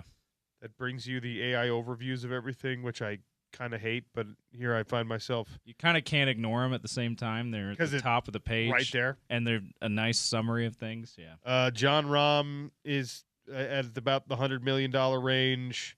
Dustin Johnson, $65 million. Bryson DeChambeau, $58 million. Sergio Garcia pushing $50 million. Brooks Koepka had a $100 million signing bonus reportedly, plus $44 million worth of prizes. So 5 years of controversy, for lack of a better term, in your career, in your field, where you want to be respected. You want to. Nobody out there, even the people who are just like, I don't care what people think. Yes, you do. Everyone, it's smoother, it's better, it's easier if you are respected and valued in your field, among your peers. Would you trade that for $150 million for a 5-year period for $150 million? And most people will probably say yes to that. I will be unpopular. I will have to have some hard conversations with my friends and tour mates. I will make that sacrifice in exchange for $100+ million. Most people are going to say yeah. So the Saudis, by the way, this is a rounding error. For $1 trillion public investment fund, they're just like, that sucks. We lost $5 billion. They've thrown money at a bunch of stuff. They threw money at us in the PFL for a while. They threw money at the UFC more recently. They've thrown an insane amount of money at the WWE, which is also part of the company that is now ownership of the UFC and WWE are under TKO, whatever. They've thrown insane amounts of money at boxing. They've got the Saudi soccer league that had Cristiano Ronaldo for a minute. Cristiano Ronaldo, spent a lot of money. I've been in the same building as Cristiano Ronaldo twice in my life. I've been 12 feet away from Cristiano Ronaldo, and the reason is not because of me. It's because of Saudi money, because the Saudis had us over there for a PFL event, and he is playing in Saudi Arabia, getting like $400 million a year to play against a bunch of dudes that can't hold his jock. It's the wildest thing in the world. It's like Jimmer dominating in China. Like it's a really good college basketball player playing against a bunch of lesser basketball players. That, by the way, is the most favorable comparison that Jimmer, the king of favorable comparisons, that's a good point. has ever said. You're like Cristiano Ronaldo. Jimmer, you're like the Cristiano Ronaldo of China. I'm going to look up. Stephon Marbury also played well in China. He's still not Cristiano Ronaldo caliber. I don't know. He has Cristiano Ronaldo signed with Al Nassr, and he'll be 42 when his contract is over. This is his second Saudi contract. I don't know what the first one was worth, but he's been given 15% ownership in the club and $200 million per year. And I bet you, I don't know for sure, maybe the Saudi soccer league is better televised than some of the other events, but I'll bet you that Lionel Messi, his main rival, is getting way more exposure from MLS, making a lot less money, but also I think he's got some ownership stakes somewhere too. I believe that was the reason he came over. I think that David Beckham was just like, you can have part of Inter Miami with me. You want 50% of this thing to come play for us for 3 years or whatever? But he's getting a lot less money in salary, and even MLS, I will bet you he's getting a lot more worldwide exposure than Cristiano Ronaldo has gotten from the Saudi soccer league. But hey, like you said, these athletes' motivations probably simply were, do you know how much they're paying me? I don't care about anything else. I mean, look, most of these athletes, like Cristiano Ronaldo's got family, right? He's got kids. By the way, he scored yesterday. They won 2-0. Al Nassr, I know that you were Oh, wondering. yeah. I already knew that, OC. There's actually I'm a very very dialed in on that. There's actually a very hilarious viral video. I don't know how viral it was, but a video of Cristiano Ronaldo receiving like the Saudi Football Association's MVP award, their like golden boot or whatever, at some awards banquet.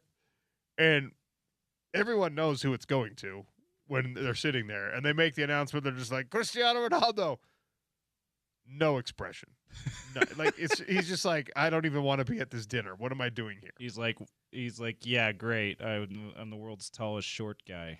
This, by the way, this would be like, I know that there's athletes who are like, they have integrity and they like, this would be my ultimate dream.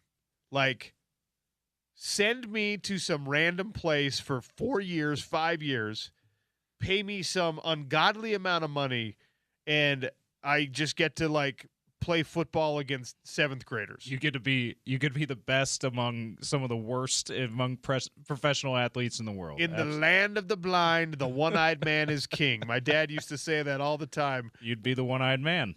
I'll be the one-eyed man. Like, I've got no pride when it comes to something like this. Like, hey, I'm going to the Philippines and playing in their professional American football league. I'm going to be the best player they've ever seen. I'm going to be the quarterback, the running back, the linebacker. And everyone would be like, dude, that's so lame. That's not even cool. Be like, it's $200 million cool, and that's all I care Look about. at all the MVP trophies I have, all right? It's amazing. But, yeah, Live Golf looks like it's going to dry up. $5 billion gone. They're making a last-ditch effort, as you read. They've hired a couple of investment bankers to be on their new board of directors. We'll see if they can survive somehow. I won't bet on that. Here's the thing. We talk about it all the time in sports. You can't directly buy wins. You think you can, you want to. We see college programs trying to do it. We see Major League Baseball teams trying to do it. You can't just purchase your way to championships and victories. You would think if you had $5 billion, you could purchase relevance in the world of golf. And Liv was not able to do it so far. I don't think we've had a live play. Correct me if I'm wrong. Text line 877-353-0700. I don't know if we've had an active live player win one of the 4 majors in golf even. We've had them contend. Bryson DeChambeau pushed Rory McIlroy in not this past Masters, but the year before. But others have contended, but I don't know if we've had one win. It could be wrong about that. Again, feel free to correct me on the text line 877-353-0700. So not even buying relevance outside of your league with arguably the best players in the world at the top of your league. I don't know how golfers are wired, right? There's the old adage, like, it's hard to get out of bed to go for a run when you're sleeping in silk sheets, where, like, the more success you have as an athlete, oftentimes it demotivates you. There's plenty of outliers to this. There's plenty of guys. I mean, the NBA is the best example of it. There's plenty of NBA guys who are pushing that billionaire status, and they're still competing incredibly hard. LeBron James is the best example of it right now. I don't know how golfers are, but I wonder if it's just like, hey, man, hard to go to the range when you could just be like sitting on a beach with your wife instead. Well, guaranteed money has been talked about from golf experts like Paul Pugmire and others around the golf universe as a reason why these guys haven't done as well in the majors compared to their PGA Tour peers. The PGA Tour peers, they don't get guaranteed money on the golf course. They have to make cuts to make money. And so if they have a bad first couple of days on every one of their tournaments, they will make $0 from golfing. A lot of them have endorsement money coming in, so they make their living that way, even if they don't make the cuts. But Live Golf, that's all that money's guaranteed. The other thing is they only play 3 days worth of golf, so versus 4. So when you play majors, that's 4 days. So them not being conditioned enough to last all 4 days has been something else that's been speculated as to why they're not doing it. But the guaranteed money thing, I think there probably is something to that, where these golfers are like, I have to grind because I won't get a paycheck if I don't make it to the weekend. Live golfers are like, it doesn't matter what I do, I get my paycheck. I would love to know, and maybe we could make this happen somehow. I'd love to talk to Turki Al-Sheikh or somebody from the sports ministry associated with the Public Investment Fund in Saudi Arabia and find out which of the sports ventures that they have tried has the greatest return on investment. Obviously, it's not Live Golf because they're shutting it down. But the soccer thing, is it worth it paying Cristiano Ronaldo that money? There's a basketball league over there. Is the Formula One stuff that they've invested in, is that making sense for them? It's probably boxing, I think. There's been a bunch of big boxing events in the kingdom, like world championship events. They've kind of taken over that place, and they've now decided to outsource some of that and say, like, it's still a PIF event, but we're going to do it in London instead. I don't know. Maybe we'll get an answer to that. We got to take a break here. We're going to come back. We're going to check in on what's going on at Tawana Vista Golf Course out in Wendover this weekend. And John Allers is still going to join us, voice of the Anaheim Ducks, Sports USA hockey announcer, to talk some more playoff hockey. Also, we talked a lot about Utah with the private equity and bringing that into the athletic department. Now the whole Big 12 conference is doing it. Lots left to get to on the Sean O'Connell Show, ESPN 700 and 92.1 FM.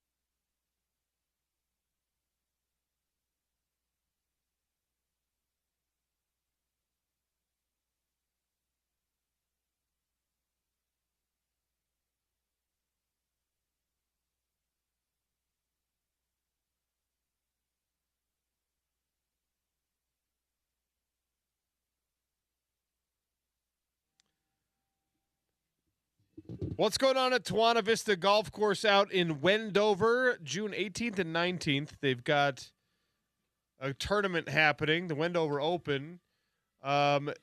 Deals at the hotels, buffet tickets at the hotels and casinos in town.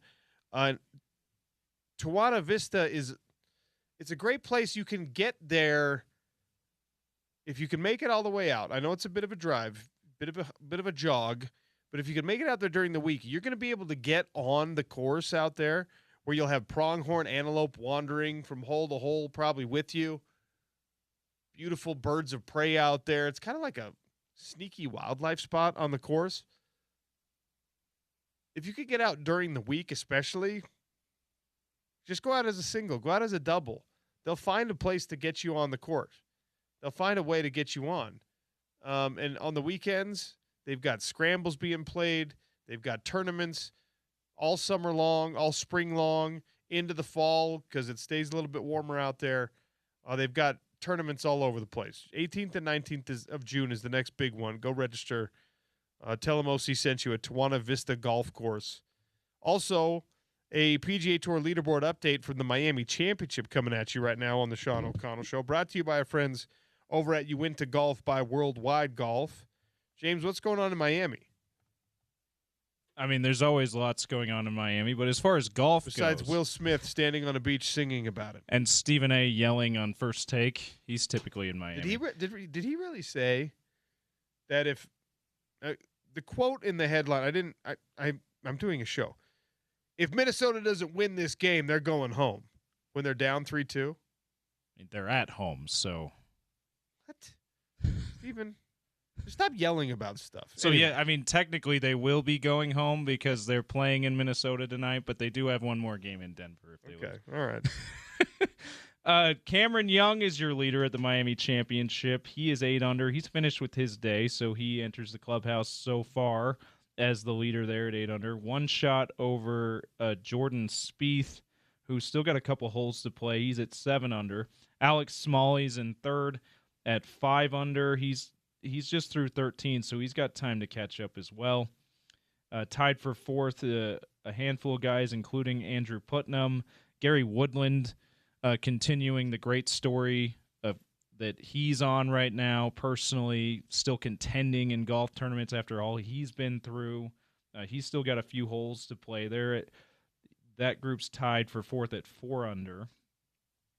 Minwoo Lee as well is in that group as well. Tied for 4 under. He's still in his back nine's still in progress. Tied for 8th is a whole host of guys. Justin Thomas among them. Sahith Theegala, Matt McCarty. They are all tied for 8th at 3 under. That rounds out your top 10 at the Miami Championship. Some big names in this tournament, OC, as they get ready for PGA Championship coming up in a couple of weeks. All of you golf gentlemen out there listening right now, this is important. Mother's Day is coming. We're T-minus 10 days, all right? If you're having a hard time keeping it in your mind, it's the same day as the NBA draft lottery, okay? It's next weekend. It is next Sunday, not this coming Sunday. It is the next after this coming Sunday. If you go to uintagolf.com, if you go to worldwidegolfshops.com, they have a Mother's Day collection. What they've done to help all of us out, especially the procrastinating buyers, is they've categorized all the women's golf stuff, all the women's golf sales and deals into one easy-to-click link.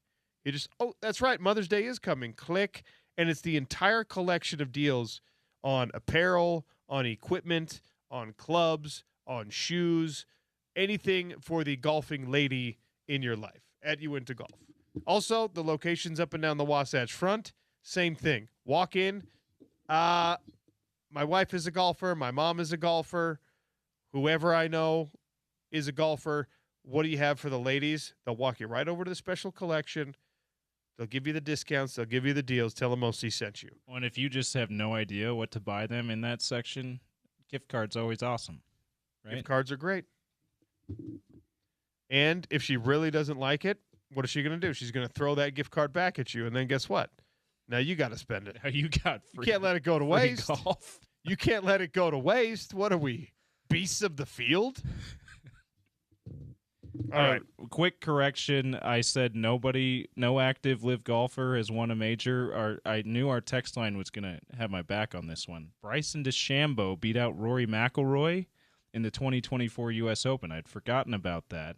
So, All right. But he's the only one, OC. Okay, good. Out of all those big-name golfers they took from the PGA Tour, only one major won in 5 years. I mean, that's not a great record for live golf that's probably about to close up shop.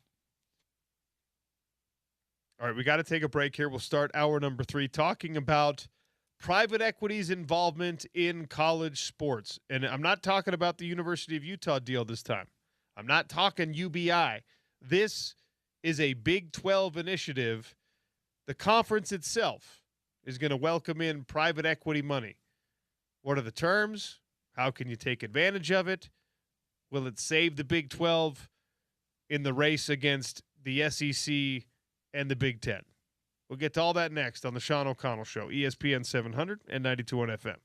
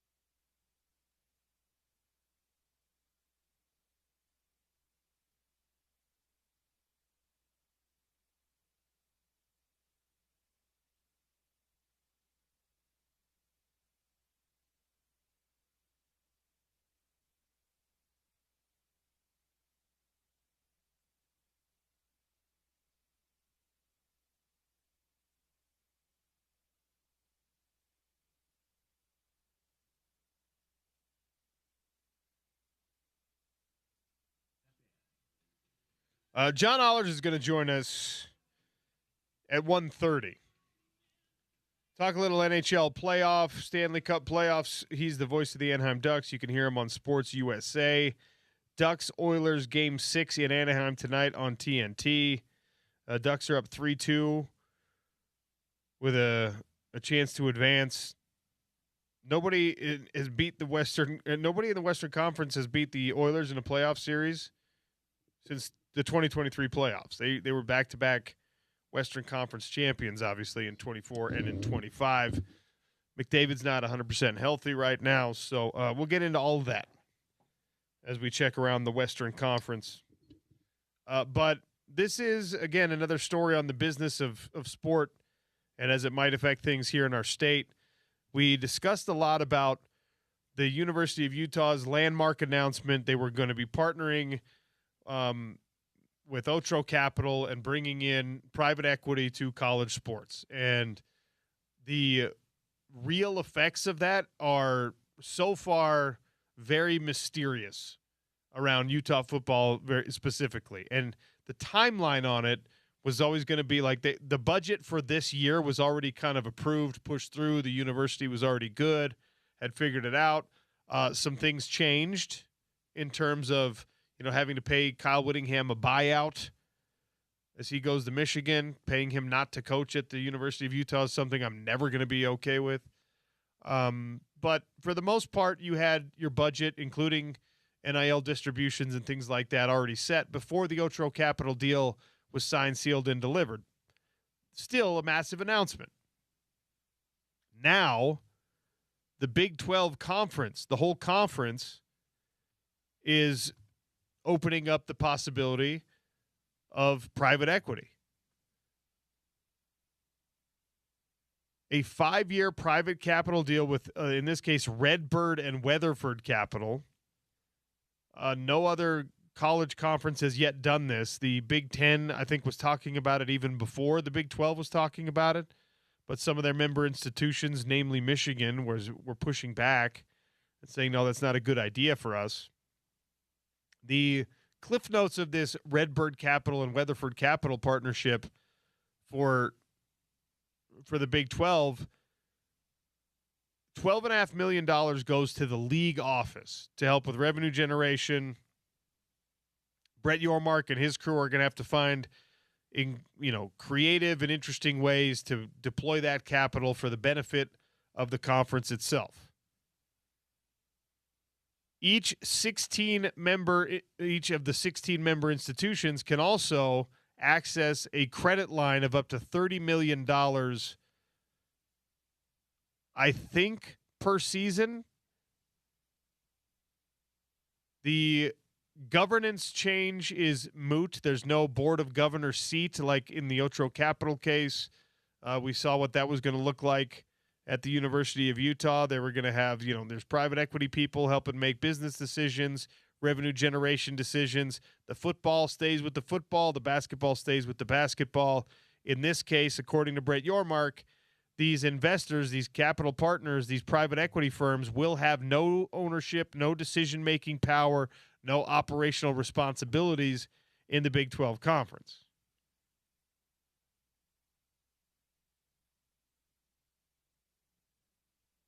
A 5-year deal that will run through 2031. What does it actually mean? What does it look like?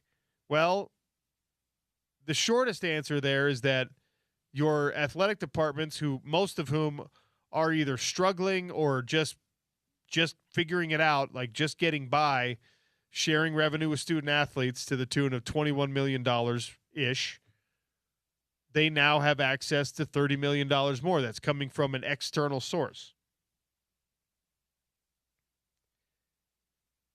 It's debt, though. It's a credit line. And the hope, as far as I can tell, pardon me, is a deal that they're building this around the value of future television contracts. So whatever you think is going to be the next television distribution deal for the universities in this conference, they're basically taking this, if they do take it, as an advance on those revenue shares. This is an extension of the concern that people threw out there when Utah decided to be the first individual institution to make a deal like this one. We were told Otro Capital, hundreds of millions of dollars. What does it actually look like? We will see sooner than later, I think. But right now, the Big 12 Conference is trying to close the gap. Utah's already done this. I don't think Utah will likely opt in to the $30 million of extra debt that they want to give to Redbird Capital. Maybe there's something in their deal with Otro Capital that prohibits them from doing it. Maybe I'm completely up in the night and everyone at the University of Utah right now is just like, wait a second, we could get another $30 million over the money that we're already getting from our individual private equity firm? Yeah, let's go. Let's do this. There's going to be a point where you have to pay the piper. But there is up to $30 million in cash available to member institutions of the Big 12 Conference to try to close that gap, to improve facilities, to improve salaries, to pay players more. Sustainability is a massive question with all of these things because you are not, this is not benevolence. This is not booster donation. This is now a private equity firm that's entire business, their entire business model is to take pieces of things in order to receive some of the profit from those things. And banking on the future value of a television contract makes this, for me, a lot more complicated and convoluted to the point where I'm like, am I talking about this the right way on my own dang radio show? Because I see the league office can get $12 million. Okay, cool. How are they going to use that? What is that actually going to do? Is Brett Yormark going to say, well, I've got this college roommate that I really like, and he now gets $1 million salary? Or is it going to be like this $1 million is going to be spent on initiative X that is going to bring more eyeballs to our conference? What are the thing that helps the conference thrive is winning. And the chicken and the egg argument, once again, rears its hideously ugly head. The point of this deal is to bring in a chicken. If you don't know whether the chicken or egg, does success beget money or does money beget success?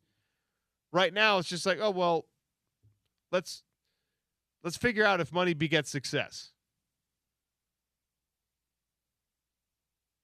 BYU has already stated that they're not going to get private equity involved in their athletic department. It was not 100% unequivocal, but it was like 99.9% unequivocal that BYU was like, yeah, we will not be doing this. We will not be exploring the same. And this was when Utah made its announcement with the Otro Capital deal. BYU's response was just like, we won't be doing that. And it's obvious why, right? Redbird Capital doesn't have as much money as the LDS Church does. Also, it's obvious why they would say that at that time. They're trying to say we're different from our rivals, and no doubt BYU fans back then and are still now going, as this deal's been announced, are still now trying to take a victory parade. Like, yeah, see, we're better than private equity. It's like, okay, whatever.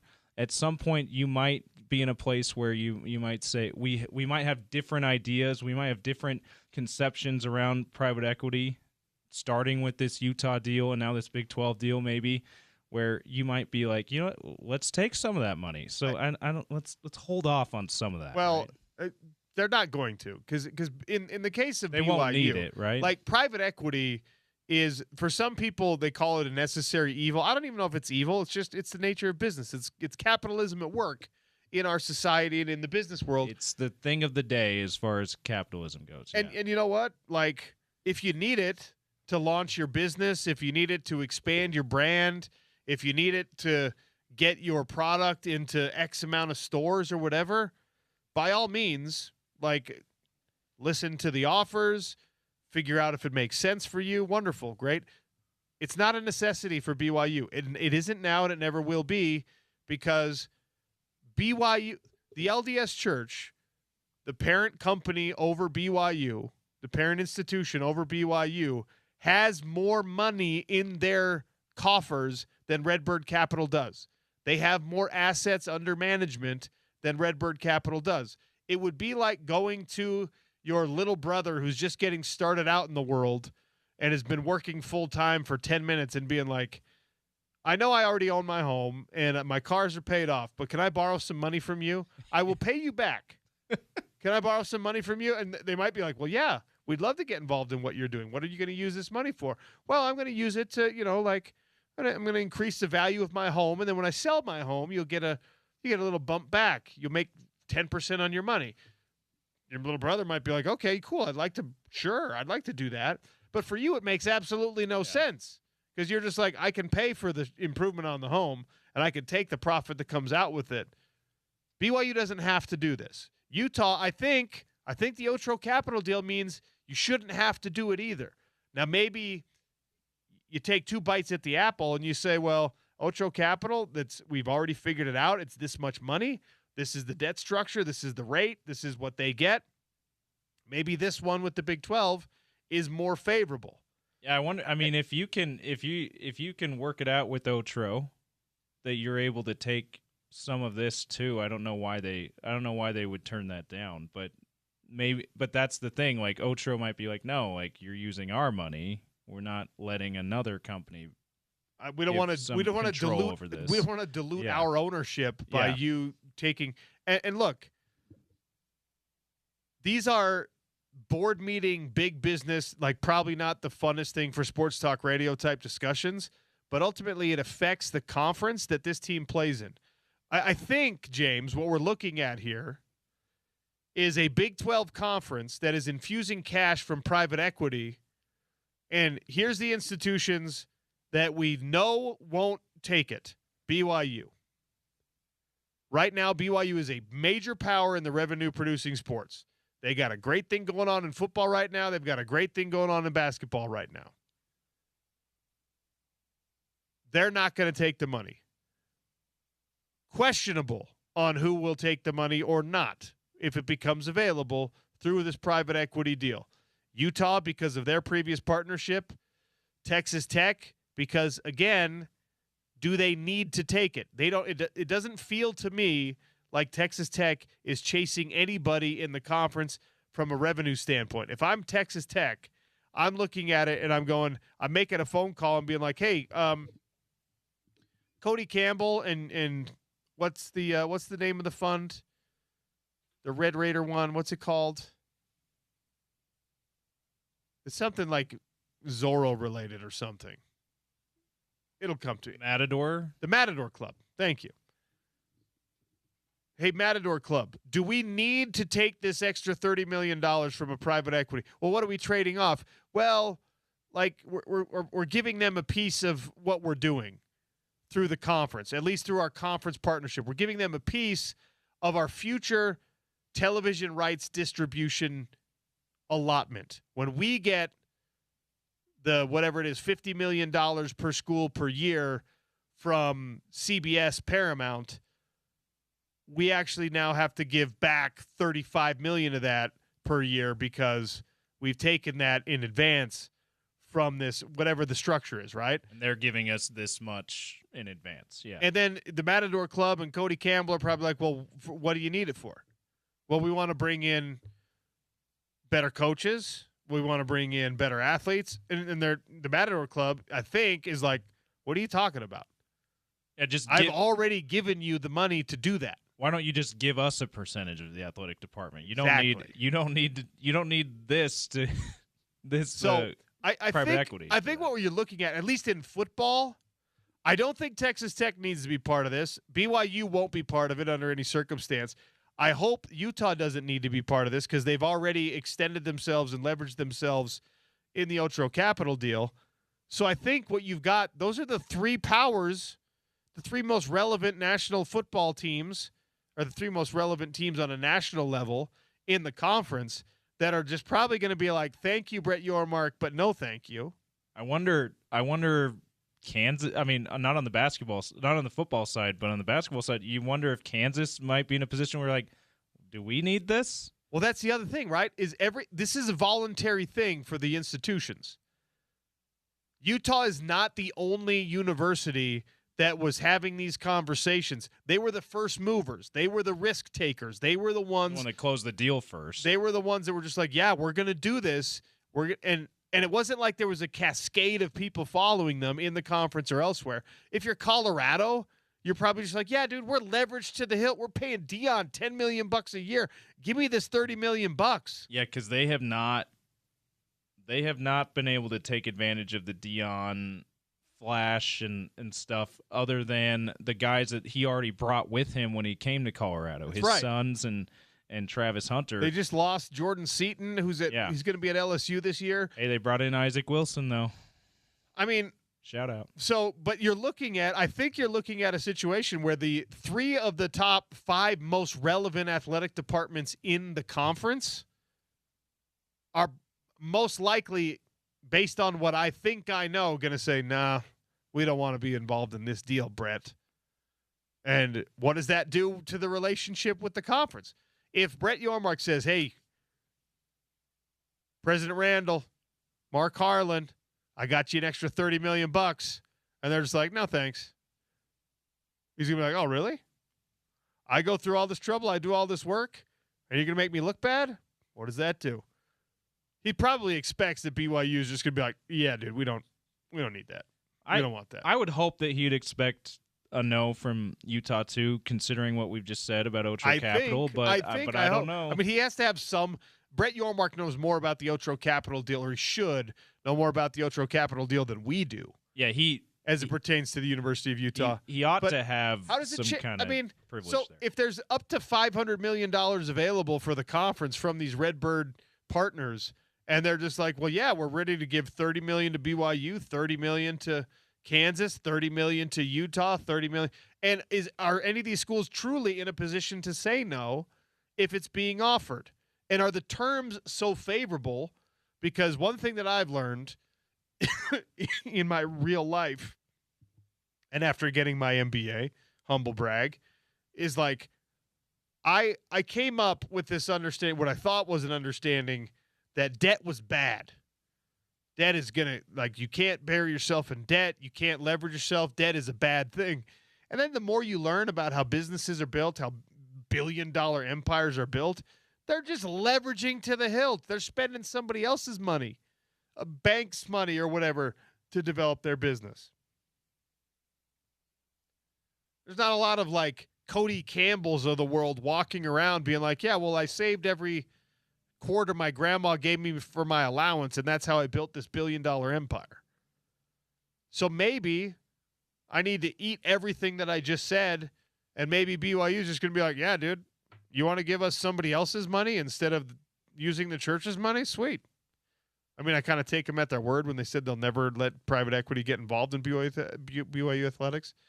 But I think maybe it's more applicable to Texas Tech. Maybe Cody Campbell and the Matador Club are sitting there just like, yeah, okay, if you gave us good terms, I don't know what the percentage is. I don't know what it looks like. Also, the one thing that does make a lot of sense about this for me, Redbird Capital has $15 billion in assets, and that does include an interest in the Paramount Global Company, which is CBS, TNT, Paramount. Brett Yormark has already made a strong partnership between the Big 12 Conference and professional wrestling, the WWE. The WWE, their broadcast partner is Paramount. The UFC, also owned by that same group, TKO Holdings. Their broadcast distribution is on Paramount to the tune of $1.1 billion per year. So this might pay off for the mere fact that you are now partnered with the partner of the big spender in television and sports distribution rights currently. Now, that all goes away if Paramount views themselves as a real player for the NFL and is just like, we could buy NFL rights. We've got the money to buy NFL rights. They're going to spend every last dime on NFL rights. I mean, considering Paramount's CBS, they're in there already. So But that's coming up oh, next yeah. year. Oh, when the deal comes up, yeah, they might just be like, we're gonna put all our money there in the new deal. Yeah. I mean, and I only know this because I'm getting triggered by my own conversation. The PFL, we're going to market now. right. And there's a bunch of networks that are just like, yeah, we want some sports content, but also these NFL rights are going to be up for bid, and we want to make sure we haven't put too much out there in case we need to claw some back to get like a single NFL Thursday night game, because that's king. So, and a lot of networks just spend a lot of money on NBA that was up a year or so ago too. So yeah. World Cup, Olympics, Yeah. these are all massive, big ticket television distribution deals that have been done recently or are coming up very recently or coming up very quickly. So I don't hate the thought behind Brett Yormark doing this. I think it's good for a commissioner and a conference to acknowledge, hey, we got to do something because we are losing ground and we are doing so rapidly. I am as leery of the private equity thing as I always was, even though I'm optimistic that it works out well for the University of Utah. I just think it's something that everyone's got to be careful with. And now you have 16 different institutions, or maybe it's 15 because BYU already said no, but you have a dozen plus institutions in the Big 12 Conference that are going to be going through those conversations now. Should we bring in $30 million?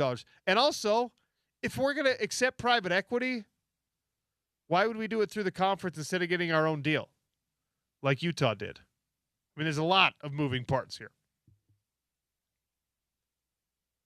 Hopefully that didn't put you to sleep. I know the business is not as fun as the actual competition. So we'll get back into that. John Ollers, voice of the Anaheim Ducks, Sports USA hockey announcer, is going to join us to talk about Western Conference Stanley Cup playoffs. Double overtime loss for the Utah Mammoth last night. They're down 3-2. Does John and anyone else around the league think that Utah can still pull this series off? It's the Sean O'Connell Show on ESPN 700 and 92.1 FM.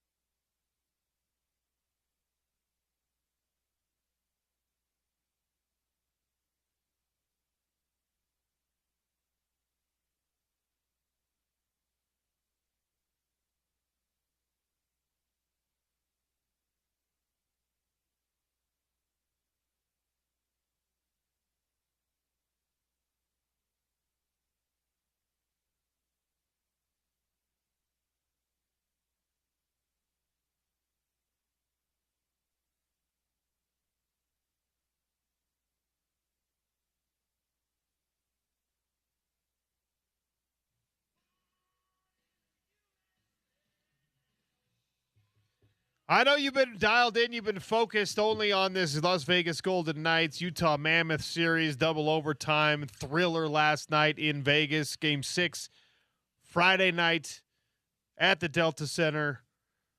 Make sure you can get there. If you can't, go to Big Willie's, 1717 South Main, and join the watch party there. They've got signed memorabilia to give away. Our next guest has a Game 6 of his own to worry about tonight. Ducks Oilers in Anaheim on TNT. The Ducks are up 3-2. They've got a chance to knock out the Oilers. Nobody's done that in the Western Conference playoffs since 2023. John Ollers, voice of the Anaheim Ducks, joins us now. Hi, John. Welcome. How are you? I'm well, Sean. How are you?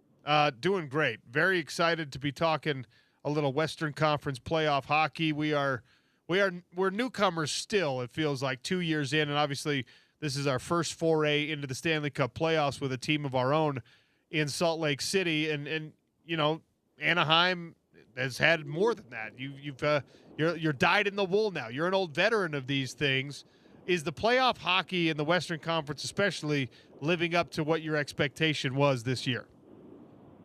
Well, I look at the two series that you and I are most closely tied to, and there's a lot of similarities. And that is, you've got young teams that haven't experienced the postseason in the Stanley Cup playoffs, period, against veteran teams that have gone as far as you can go, including Vegas having won the Stanley Cup 4 years ago in 2022. So, you know, it's a dichotomy of the matchup, but the great thing about the Stanley Cup playoffs is really all you're trying to do is get in because, you know, both Utah and Anaheim were the lower seeds. At times, both of those lower seeds have led in their respective series. Anaheim still with a chance to close it out tonight at home as the lower seed. So, you know, the beauty of the Stanley Cup playoffs is that you never really know what to expect. Everybody over the course of the last few years has gotten accustomed to shutdown hockey, tight games, a lot of hard-hitting physicality and low scores. And then you look at Anaheim and Edmonton, and they've combined for 40 goals in 5 games. And were it not for this series, probably the talk around the National Hockey League would be that, you know, that the Utah-Vegas series has been rather high-flying, 5-4, 4-3 games there as well. And the speed, that's the other thing that really reminds me of these two series. Utah and Anaheim both have a lot of speed, much more so than the teams they're playing against. So I believe the Stanley Cup playoffs never fail to reach their, you know, everything that we anticipate for them. But I think it's a fool's errand to try to think you know what you're going to see this time of year. I know that the coaches and players stay focused on a game at a time and a series on a time, but we in the media and the fans, we get to say, all right, let's see how this bracket lays out. The winner of Anaheim-Edmonton faces the winner of Las Vegas-Utah. From the Anaheim perspective, is one of those preferable for a second-round matchup? Well, it definitely depends on who you talk to. My broadcast partner, Brian Hayward, and I have been working together for 24 years. He would prefer, if Anaheim could win this series, to meet Vegas. The Ducks did sweep Vegas this year in the regular season. They only met 3 times, and I don't believe they've played since prior to Christmas. So I don't know how much stock I put in that. For me, I would prefer the Utah matchup because at least it would give Anaheim home ice advantage. And this time of year, I always prefer to have home ice rather than not, even though the numbers don't bear out that it's all that much of an advantage in the Stanley Cup playoffs. Relatively speaking, compared to the other sports, it's a much larger advantage, and that's a whole other conversation because it really doesn't make sense that it should be an advantage in hockey, but it doesn't turn out to be.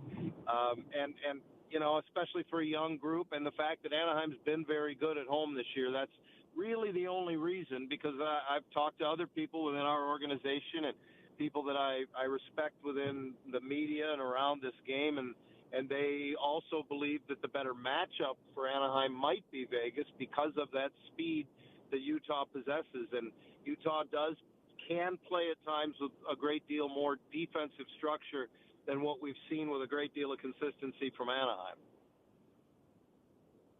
Well, let's focus on the series that are being played right now. I hope we get Anaheim, Utah in the second round. Anaheim's got to do a little bit more work. Utah's got to do a lot more work and win 2 in a row if they want to make that happen. With the chance to close it out for the Ducks and to be the first team to beat Edmonton in the Western Conference playoffs in a couple of years and to keep the Oilers out of the Western Conference Championship, the Stanley Cup Final. What's it going to take from Anaheim? They're very different teams, the Oilers and the Ducks. Anaheim's got to start a game better. They haven't scored first in any game in the series. It's not terribly indicative of a bad stretch for them because they don't score first very often at all. You combine the regular season and the postseason, they've allowed the first goal 54 times in 87 games this year, and that's over 60% and is not usually conducive to a lot of success. But we've seen the game change and the way Anaheim plays. One goal does not a game make. But they need a better start. They've had good starts in this series, but what they need is their start to equate to something on the scoreboard. It's a young team, and at times this season they've been susceptible to playing really well early in hockey games and not having anything to show for it on the scoreboard. This is the time of year when it's got to show on the scoreboard, and they need a good start. They also need a save, Sean. Their goaltender, Lucas Dostal, has been great all season. He's been in net for 61 games for them, and he also played for Czechia in the Olympics in Italy in February. He's played a lot of hockey, and maybe that's what we're seeing from him right now. But his save percentage is just a little above 86% in this series. And everyone will tell you this time of year, it's not how many saves you make, it's the timeliness of them. In Game 4, Anaheim survived and won in overtime, but two partial breakaways for Connor McDavid in the final 5 minutes were stopped by Lucas Dostal. In the last two games, he's given up a goal on the first shot on goal. That doesn't speak to the quality of the shots he's looking at, but timing is everything, and Anaheim needs some saves from Lucas Dostal, particularly early in hockey games. Well, you just mentioned his name. Connor McDavid is, for my money, the best hockey player in the world. He's less than 100%.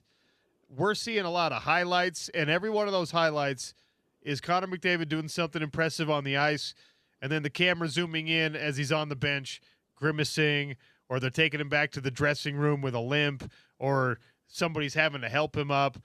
How compromised is Connor McDavid's health from your perspective? Well, I would say he's probably performing at somewhere between 75 and 80%, but I think we could sit here all day and debate the fact that I would take a 75% Connor McDavid over just about any hockey player on the planet, and he's proving that. I think he's had multiple points in each of the last two games. He's now got 6 points in the last 3 games of this series. This is the quintessential cliche. You're not going to shut him down. You can hope to slow him down. Are injuries slowing him down? I don't think there's any doubt. We won't know until Connor McDavid's season's over exactly how much he's been playing through and what he's dealing with. But the reality of it is this is a guy who's not going to go down without a fight. One of the funniest things I've seen recently was Chris Knobloch, their head coach, was asked on the podium prior to Game 5 because he hadn't skated in the morning if he was a game-time decision. Knobloch took the ball and ran with it because of the way the question was posed to him, and he said he will be a game-time decision. And the hockey world shuddered, and everyone, their mouths were agape. But the bottom line was, when you ask a coach a question like that, you word it that way this time of year, he's going to say game-time decision. In my mind, Connor McDavid was never a game-time decision, and he said as much after the game. This guy is going to play until the Oilers aren't playing. He is compromised to your point. I don't think there's any doubt, but I don't think that really limits his effectiveness as much as it might a lot of players. What kind of advantage is to me it feels, and you could correct me if I'm wrong, like the Ducks are a deeper team than Edmonton. They might not have the same star caliber top flight guys, because who does, of a Connor McDavid and a Leon Draisaitl. But even if you look at, the minutes distributions in some of these games, like they're able to spread it out a little bit more. As we are getting now into Game 6 and a potential Game 7, does that pay dividends for the Ducks? I think it does, especially when I go back to my original point and in comparing the opponents. Edmonton's an older team. They've played a lot of hockey. Tonight will be Edmonton's 299th game, including regular season and playoffs, in the last 3 seasons. That does take a toll, particularly when your team tends to age.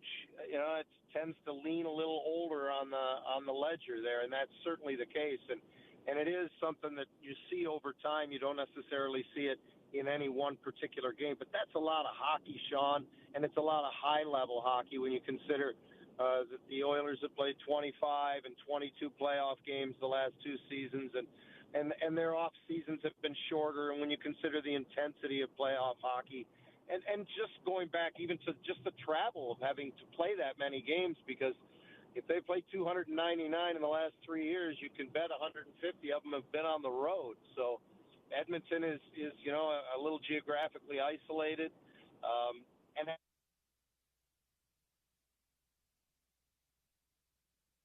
window, if you will, of being a very top-heavy team.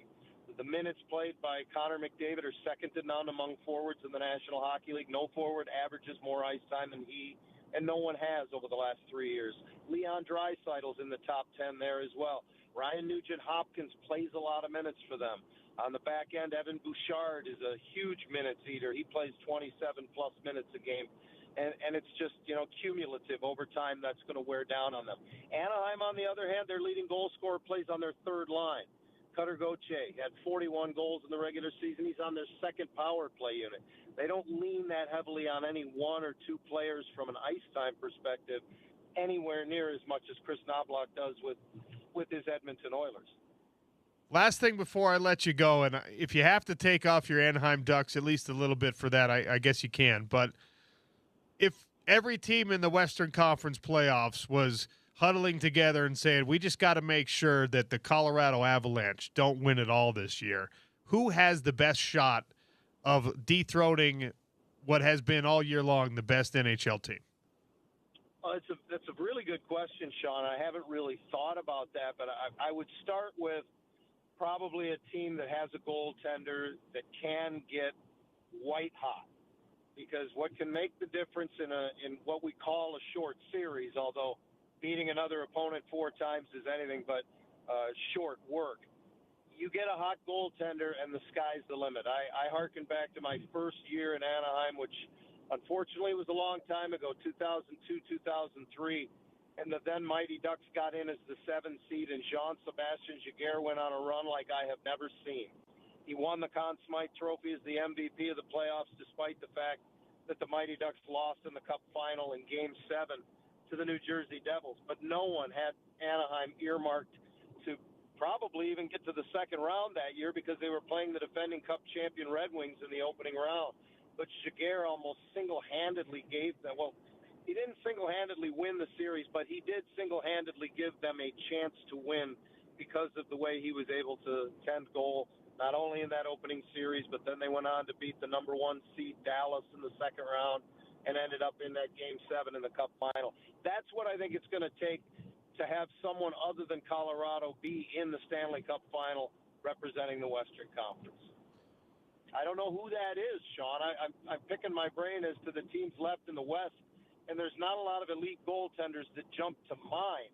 That doesn't mean any one goaltender can't get J.S. Giguère hot. But off the top of my head, I think the names that would come to mind might be Jesper Wallstedt in Minnesota. He finished the regular season well.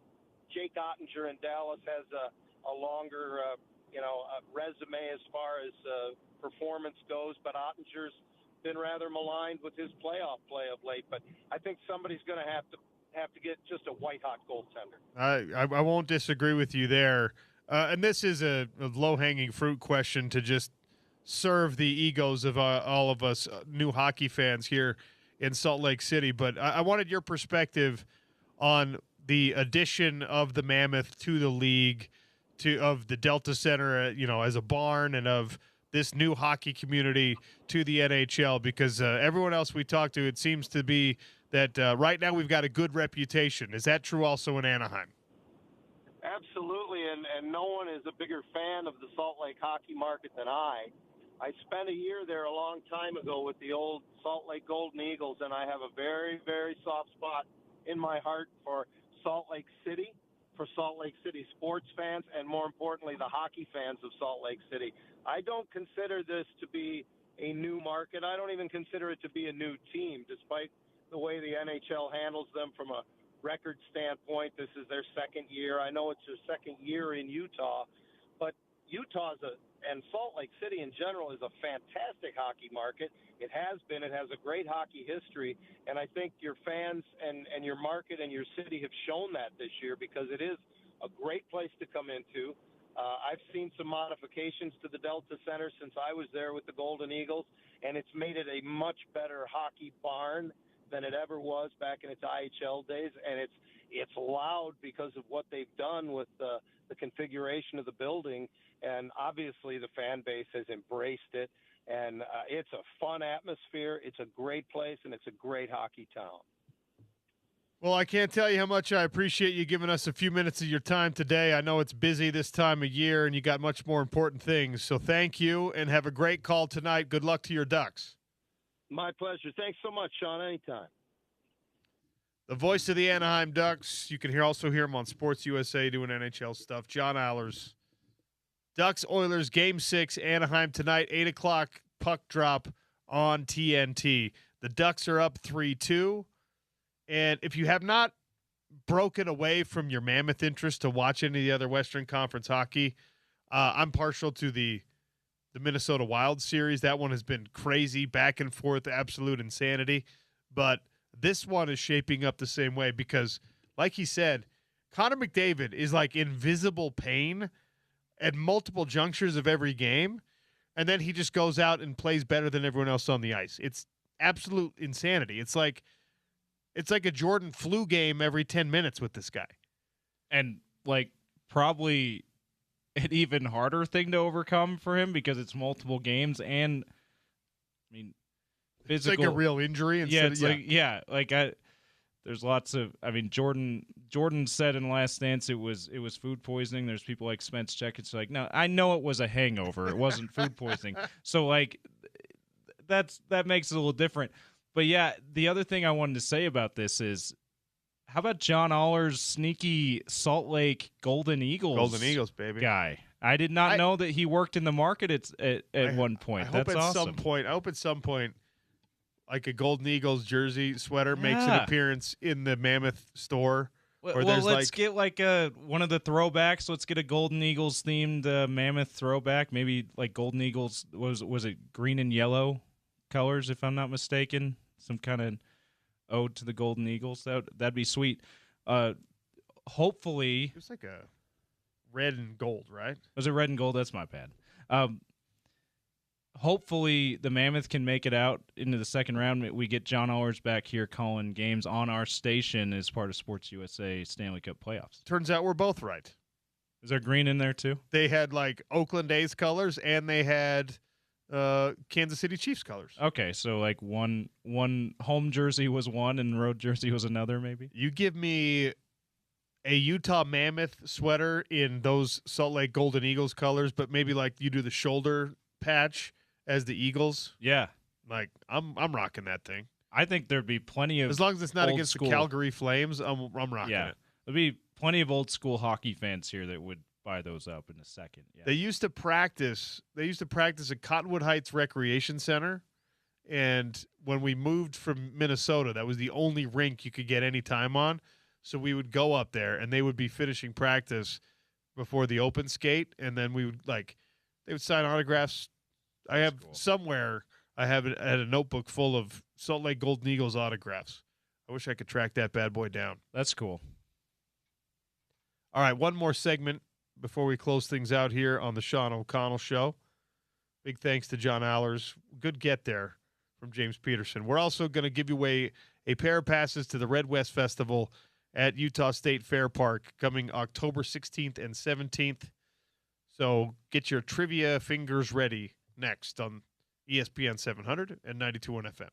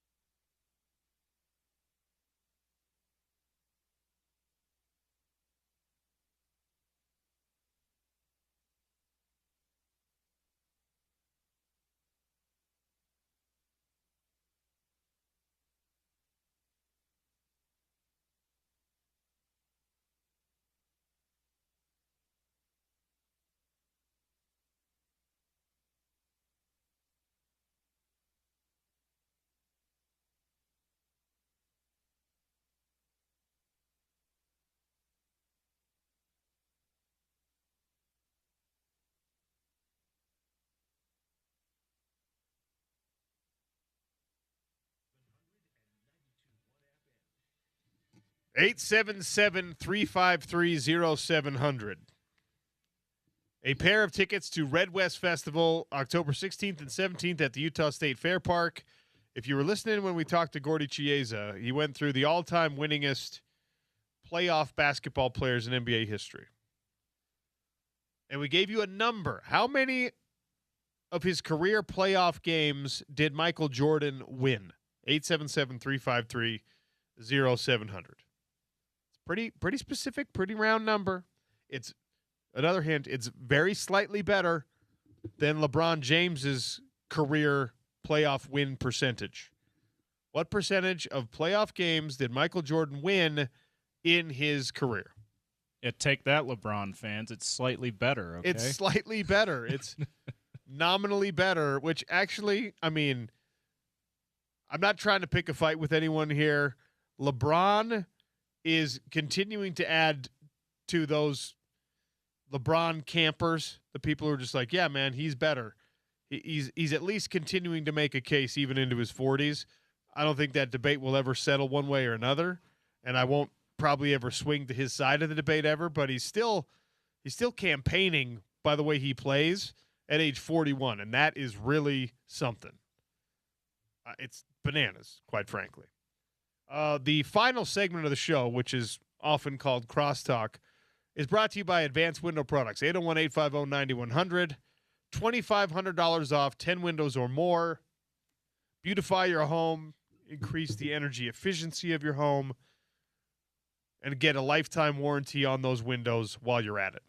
Nate Orchard, Jake Weber, and company take care of our people. They will take care of you with an incredible discount at advancedwindows.com or 801-850-9100.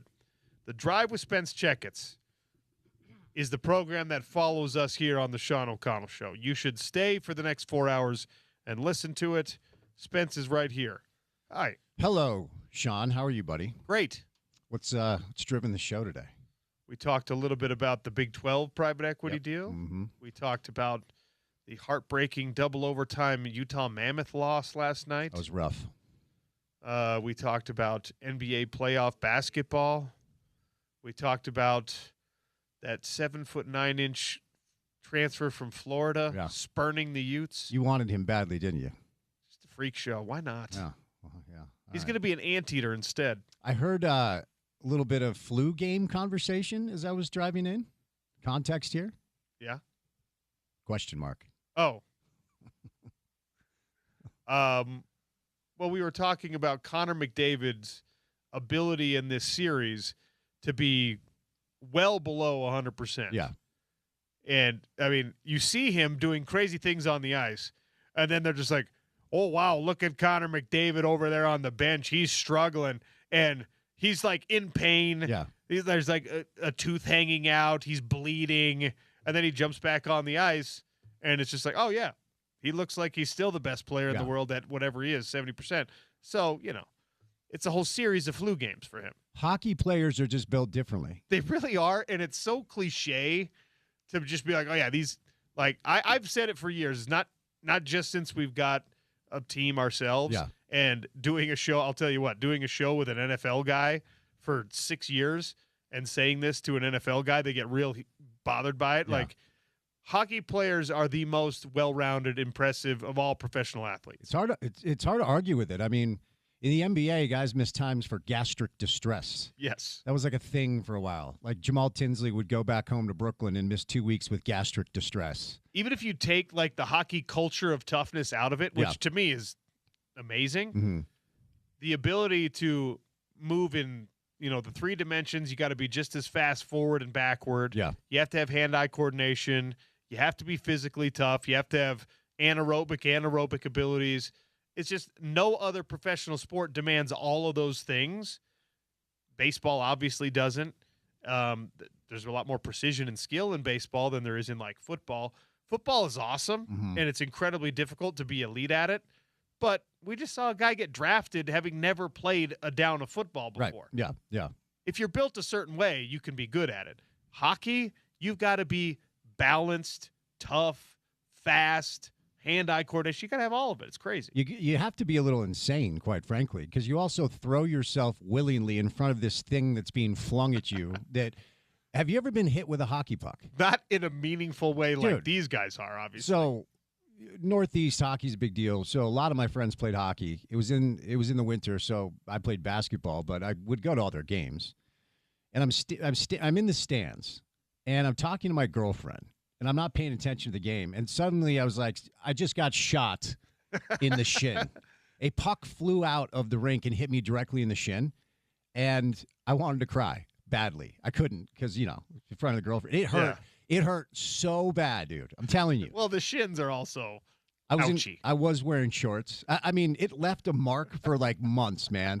And they freeze the pucks before the game. They're in freezers, so and these guys are willingly throwing themselves in front of it after a slap shot that's like 90 miles an hour. It takes a certain mentality to play hockey. I mean, I'm sure you can relate to it because you're a fighter and you played football. But I've said this before. I'll say it again.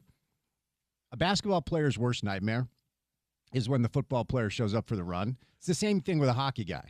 Like, they don't know how to, you don't know how to play. All you're doing is pushing everybody around. We had one guy on our team that was only there because he was big and strong, and he was a football player, and I hated him. Yeah. Every practice. And, of course, the coach is like, hey, get Checketts. Go bump him around, will you? Yeah. Like, great. I think that everyone who's ever played a basketball game with me is probably like, I hate that guy. I would imagine you're a nightmare to play basketball. Yeah, I'm completely unskilled. Yeah. Bull in a china shop. Yeah. Foul out even in, like, pickup games. Yeah, I'm the worst kind of guy to play basketball. I think I told you the story where I was like, I think Hans Olsen just killed Jody Genesee in a media pickup game because Hans was shooting a free throw and zero frame of reference for any rule. So he just and he couldn't shoot it. So he slammed it off the backboard, grabbed it and laid it in. And Scott Layden, who was an assistant for the Jazz at that point, he was officiating the game. Blew the whistle. He's like, that's not allowed. You can't do that. And Hans was so pissed. And I saw it in slow motion. I was standing on the sideline. Poor Jody Genesee standing at the free throw line on the other side of the floor, and nobody was guarding him because, well, And this full court pass makes its way to Jody, and I'm watching it, and I'm seeing Hans pissed, and he is running full speed and runs straight through Jody Genesee, sends him tumbling to the ground. Bundles poor Jody. Because he just was so mad that he didn't know the rules. And went full Hans Olsen football player. If you dig deep enough on YouTube, you can actually still find from the dark ages of like 5 iterations of the Zone ago. Yeah. When Hans and I were doing the morning show together, and Jake Scott and Gordon Monson bet us that they would beat us in a basketball game. I remember this. I don't remember the game, but I remember the dynamic. Yeah. So we played a 2-on-2 basketball game against them and destroyed them. Oh, of course you did. And unfortunately, Jake dislocated his thumb because he was trying to get a rebound against me, and I knocked him into a wall on accident. Sounds right. And that ended the game. Poor Jake. I love Jake. Jake's a great kid. If you're out there listening, love you, man. You're cool. I guess he's not, but he's a nice kid. Yeah, I guess he wouldn't be. But he dislocated. It's on the tape, and you can see for Gordon and for Jake, it was like, I can't believe this happened. What were they thinking? For Hans and for myself, who had broken and dislocated many things in life, was just like, just pop it back in. Yeah. And it's just like, we'll go to the hospital. It's like, just pull on the thumb. You'll be fine. Why would they think they could beat you? And obviously, Gordon's my guy. I did the show with him for over 7 years. But I wish there were odds on that. I wish Kalshi was around when that game was it was when Gordon was in, he would have been in his late 40s, early 50s at the time, probably. And he was in his full, church ball, 3-point shot dad run mode. Okay. You know what I mean? Yeah. Like, he was probably working it at the ward ball games. And to be fair, it was just 2 big knuckleheads with no basketball skill. But one of them is 6'5", and you could just throw the ball to him, and he can do a layup and rebound if he misses. No, the only way they would have a chance is if there were officials involved. Oh, yeah, no way. One spring, summer, I spent a couple weeks on Oahu, our haven. Paradise. And I was hanging out with some locals, and one of them was a kid who played tight end at Texas A&M. Big poly. I mean, 6'4", 6'5", 310, 315. He spent some time with the Cardinals, and then moved home, and he works in construction. All these guys are working in construction, all those locals over there. Shout out to Vita K. Moyatu, running Indeed. one of those companies. Indeed. And one night we're getting a little loose, right? Having a good time. And I say to him, I think I could beat you in basketball. And he looks at me with this glare, with this like Polynesian, what did you say glare, and said, well, what would you do if I just broke your femur when we started playing? And I said, I'd never mind. I don't want to play. I'm like, maybe free throw contest or something. Good point. Good point. The football player playing basketball is the basketball player's worst nightmare. Anyway, stay tuned for the drive. It'll be great today, as it always is. Thanks for listening to the Sean O'Connell Show. I am out on PFL duties tomorrow, so enjoy Bill Riley, the voice of the Utes, filling in. It's ESPN 700 and 92.1 FM.